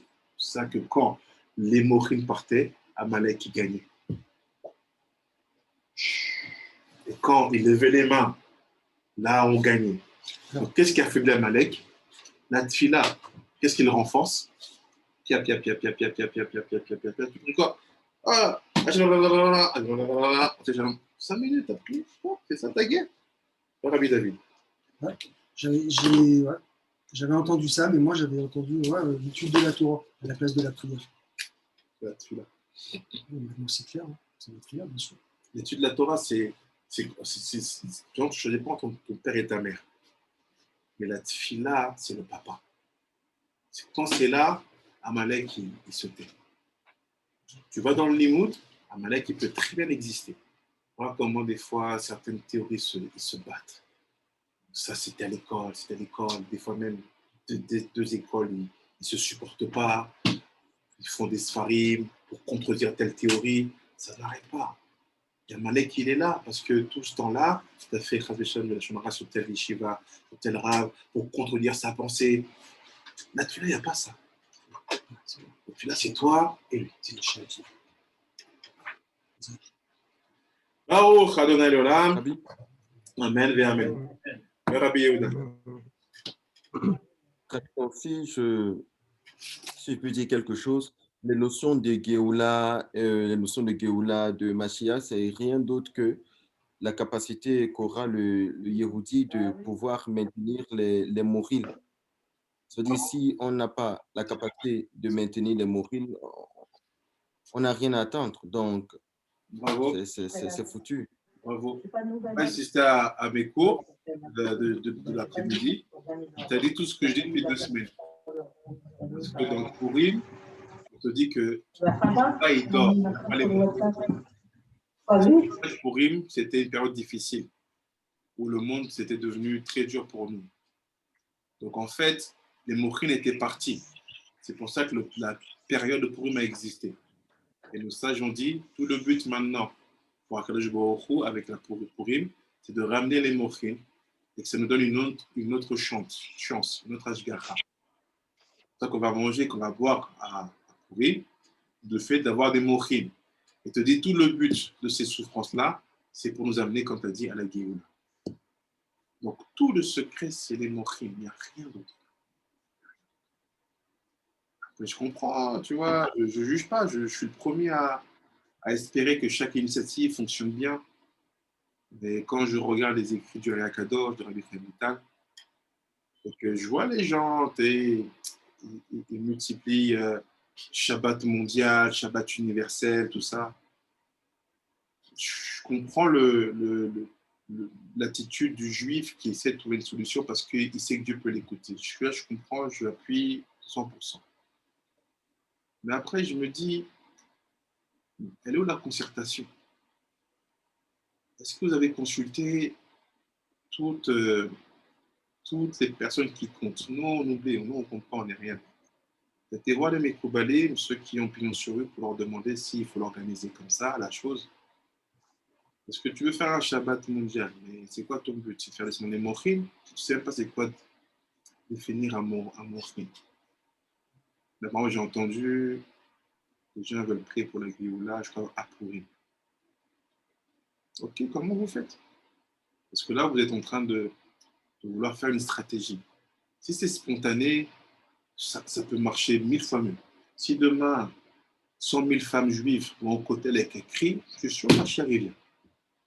Mais quand tu commences à vouloir avoir une stratégie, un plan de bataille pour faire descendre quelque chose, mon conseil, va voir ceux qui savent aussi.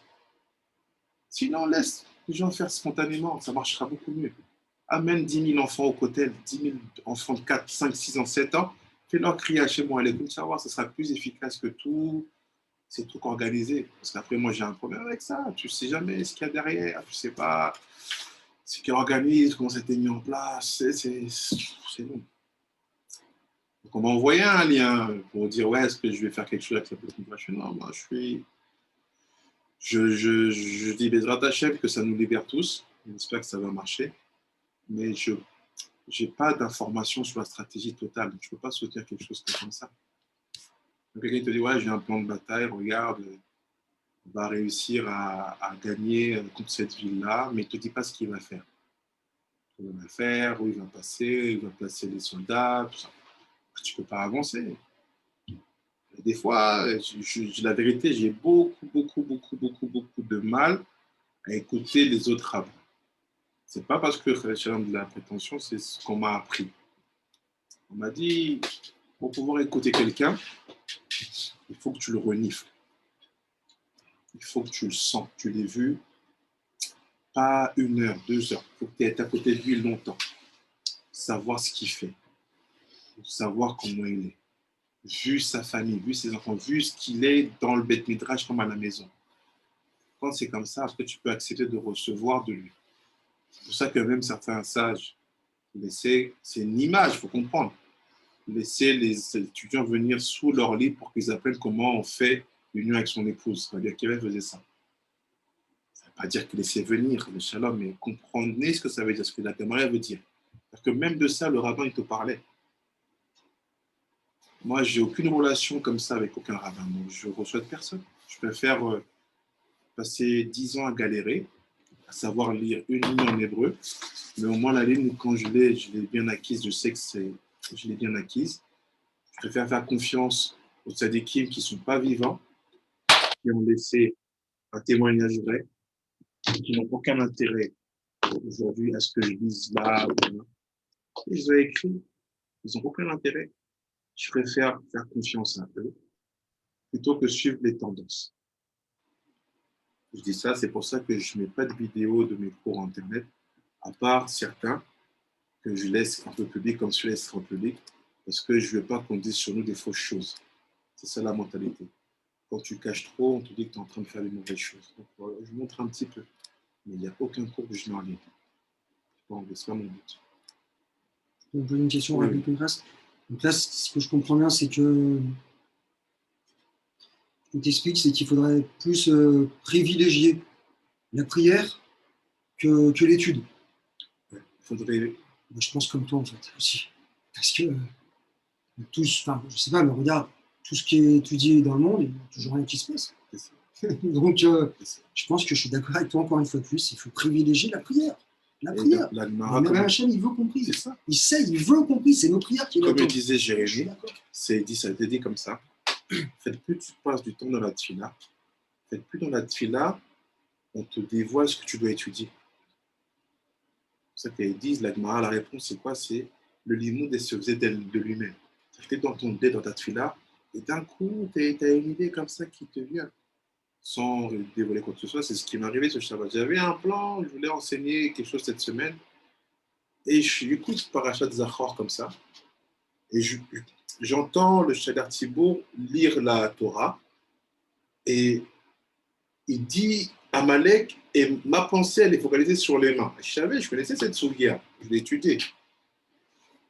Et là, d'un coup, j'écoutais, donc je vais prier Moussaf. Je prie Moussaf, je fais ce que je peux faire comme je peux le faire. Et à la fin de Moussaf, il me dit non, toute cette semaine, tu dois expliquer que Amalek, c'est le secret de la trilogie. Je savais tout ça, mais je n'avais jamais connecté comme ça. Razak. Et puis reste aussi, c'est vrai que je ne sais pas pour vous, pour les autres, mais en tout cas, c'est vrai que moi, personnellement, la prière, c'est mon point faible. Je suis zéro. C'est pour ça que cette semaine, je me suis dit, non. J'arrive pas à se concentrer. Moi, en tout cas, je parle pour moi. J'arrive pas à me concentrer. Tu la reportes. Tu vois, tu es attaqué au moment de la prière. Tu vois ce que je veux dire? C'est dur. Et tu n'es pas concentré. Tu penses à autre chose. Franchement, C'est pour ça que toute cette semaine, je me suis dit de donner un maximum d'éléments pour la tfila, depuis les kavanotes, en passant par certains minagim, certaines attitudes, certains conseils qui sont donnés ici dans les livres. Parce qu'en fait, on sait que 3 jours avant Iloula, 3 jours après, le tzaddik, il est ici. Son or, il est toujours visible. Donc là, on a fait l'Iloula de Moshe. On est encore dedans, jusqu'au 10 Adar. Et Moshe, il n'y avait pas un qui priait comme lui. je sais qu'il met tout d'Hachem. Et je sais que cette semaine, on doit mettre les bouchées doubles pour pouvoir comprendre les clés de base. D'ailleurs, on en avait une, comment on prie, à qui on s'adresse. Il ne faut pas se tromper. On a vu aussi, c'est quoi Amalek? C'est toute la guerre d'Amalek, c'est Moshe comme ça, et Yoshua qui avec l'épée. Ah, c'est ça la guerre, oui. Donc, bien, on comprend déjà c'est quoi ça. Parce que c'est ça qui faisait que Amalek, ils étaient faibles ou forts. Et c'est des Hachem. Tout le but, c'est de donner un maximum d'éléments pour que chacun d'entre nous, au niveau où on est, on puisse passer un cran et être dans un niveau de toucha dans la Hamida. Amen. Rabbi Jordan, tu travailles là où on fait, tu fais Ketoret avec nous? Non, je suis là, ouais, jusqu'à 2h30. Donc, tu auras un Ketoret pour la fois chez moi de ton papa. J'avais une petite question, moi. Oui, Rabbi Jérémy. Je voulais savoir comment alors on peut. C'est-à-dire, comment on peut. C'est-à-dire, tu sais, quand tu as dit qu'il faut prêt pour récupérer tous les mochis, comment à notre niveau on peut faire ça? C'est-à-dire, si moi je commence à faire, mais je ne fais pas encore avec les cavanotes comme les kabbalistes, parce que mes mochis, ils vont rester sur moi. Oui, pour rester. Le Ben Ishraï, il dit chacun doit prier selon le niveau d'intensité de kavana qu'il connaît. Si pour toi, la kavana, c'est quand tu dis Barour, tu penses que le Yud, il va prendre le Aleph et le Aleph revient, c'est déjà une kavana, c'est bon. Ce qu'il ne veut pas, en fait, même le gras, il te dit quoi? Il te dit si quelqu'un, chaque mot de la tfila qu'il dit, il en comprend le sens. Ça s'appelle kavana aussi. Donc, en fait, il y a kavana, c'est pas de 0 à 100. C'est celui qui va passer 10 minutes sur un mot, avec tous les pages, il tourne ici, ok. Mais celui aussi qui sait que dans la bracha, la première Magen d'Avraham, il doit prier doucement. Déjà, ça, c'est une halakha de kavana. De ne pas faire la première bracha à la même vitesse que les autres. Rien que ça, déjà, ça te met à un autre niveau. C'est pour ça que quand tu fais Shabbat, il faut bien montrer aux gens que quand tu es dans Magen Avraham, tu ne fais pas la même vitesse. Tu commences à Elokeinu, Velokavotenu, Velokavraham, Yitzhak, Yaakov. Et quand tu arrives à ta Gibor, tu peux accélérer, mais montre bien que ce n'est pas la même vitesse. Et les sages ils te disent, l'essentiel de la Mida, c'est Magen Avraham, la première bracha. Ça qu'on construit là. Après, c'est comme si tu as sorti la tête du bébé au moment de l'accouchement, le corps est suit. Ça suit. Le Rabbi Yehuda. Le Rabbi Yehuda, tu voulais parler? Oui, Rabbi, oui, je voulais parler. Comme a dit tout à l'heure Rabbi David, le véritable problème, pour moi, c'est même pas la tefila. Parce que moi, je me rends compte qu'en fait, si c'est la kavana mon problème. Parce que je me dis, sans kavana, il est impossible de faire descendre quoi que ce soit.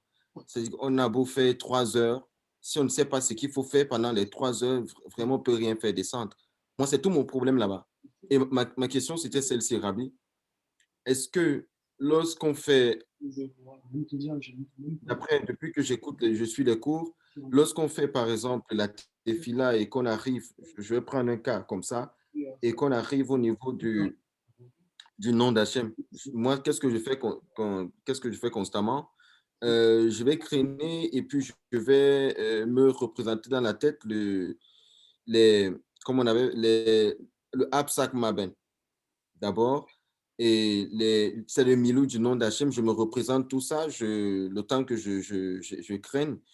Et après, je vois le nom d'Hachem Yud Kevave avec Adonai en flamme de feu. C'est ce que je fais constamment parce que je ne sais pas là, comment il faut orienter la pensée. Je ne sais pas si je fais mal. Donc, c'est pour ça que Déjà, mon problème, c'est au niveau de la kavana. mon premier conseil, c'est si jamais tu as le temps, cette semaine, je vais donner beaucoup d'informations sur la tefila l'après-midi. Si tu as le temps, D'accord. si c'est pour Chio, ou sinon, tu es dans le groupe, quand je me permets de poster ces cours-là, je t'enverrai les liens des cours en privé. Parce que il y a des choses qu'on va voir. Moi, je me rappelle, il y a des choses que le Rav, il enseignait. Je les ai compris que 3 ans après. Mais le fait de les avoir entendus, ça m'a permis déjà d'être préparé à les comprendre. Donc, tu prendras ce que tu pourras prendre dans tout ce qui sera dit. Ensuite, la deuxième chose, si tu focalises ta kavana sur le nom de Dieu, c'est une très bonne idée. Mais fais selon la halakha que Ben Ishraï dit. N'ajoute pas des étapes. Ben Ishraï dit, quand tu dis le nom de Dieu, première connexion, tu dois avoir le nom Yud Kevavki avec Aleph Adon Dalet Yud connecté. Deuxième, tu dois voir le Nikud écrit Yud avec le Lé, comme ça, serré.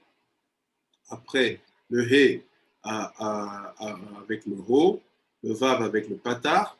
Tu penses à ça. Après, il dit aussi, tu penses que tu as écrit Yud, Ke, Vav, et le He, il est long.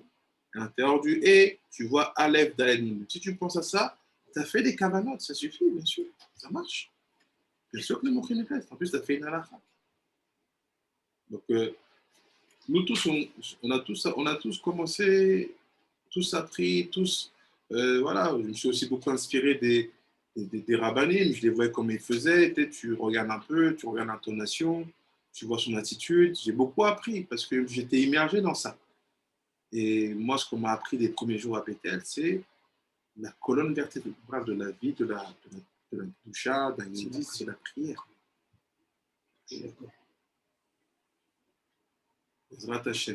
Donc, j'arrête l'enregistrement et on va faire 4 ketorettes pour la petite fois chez les gens.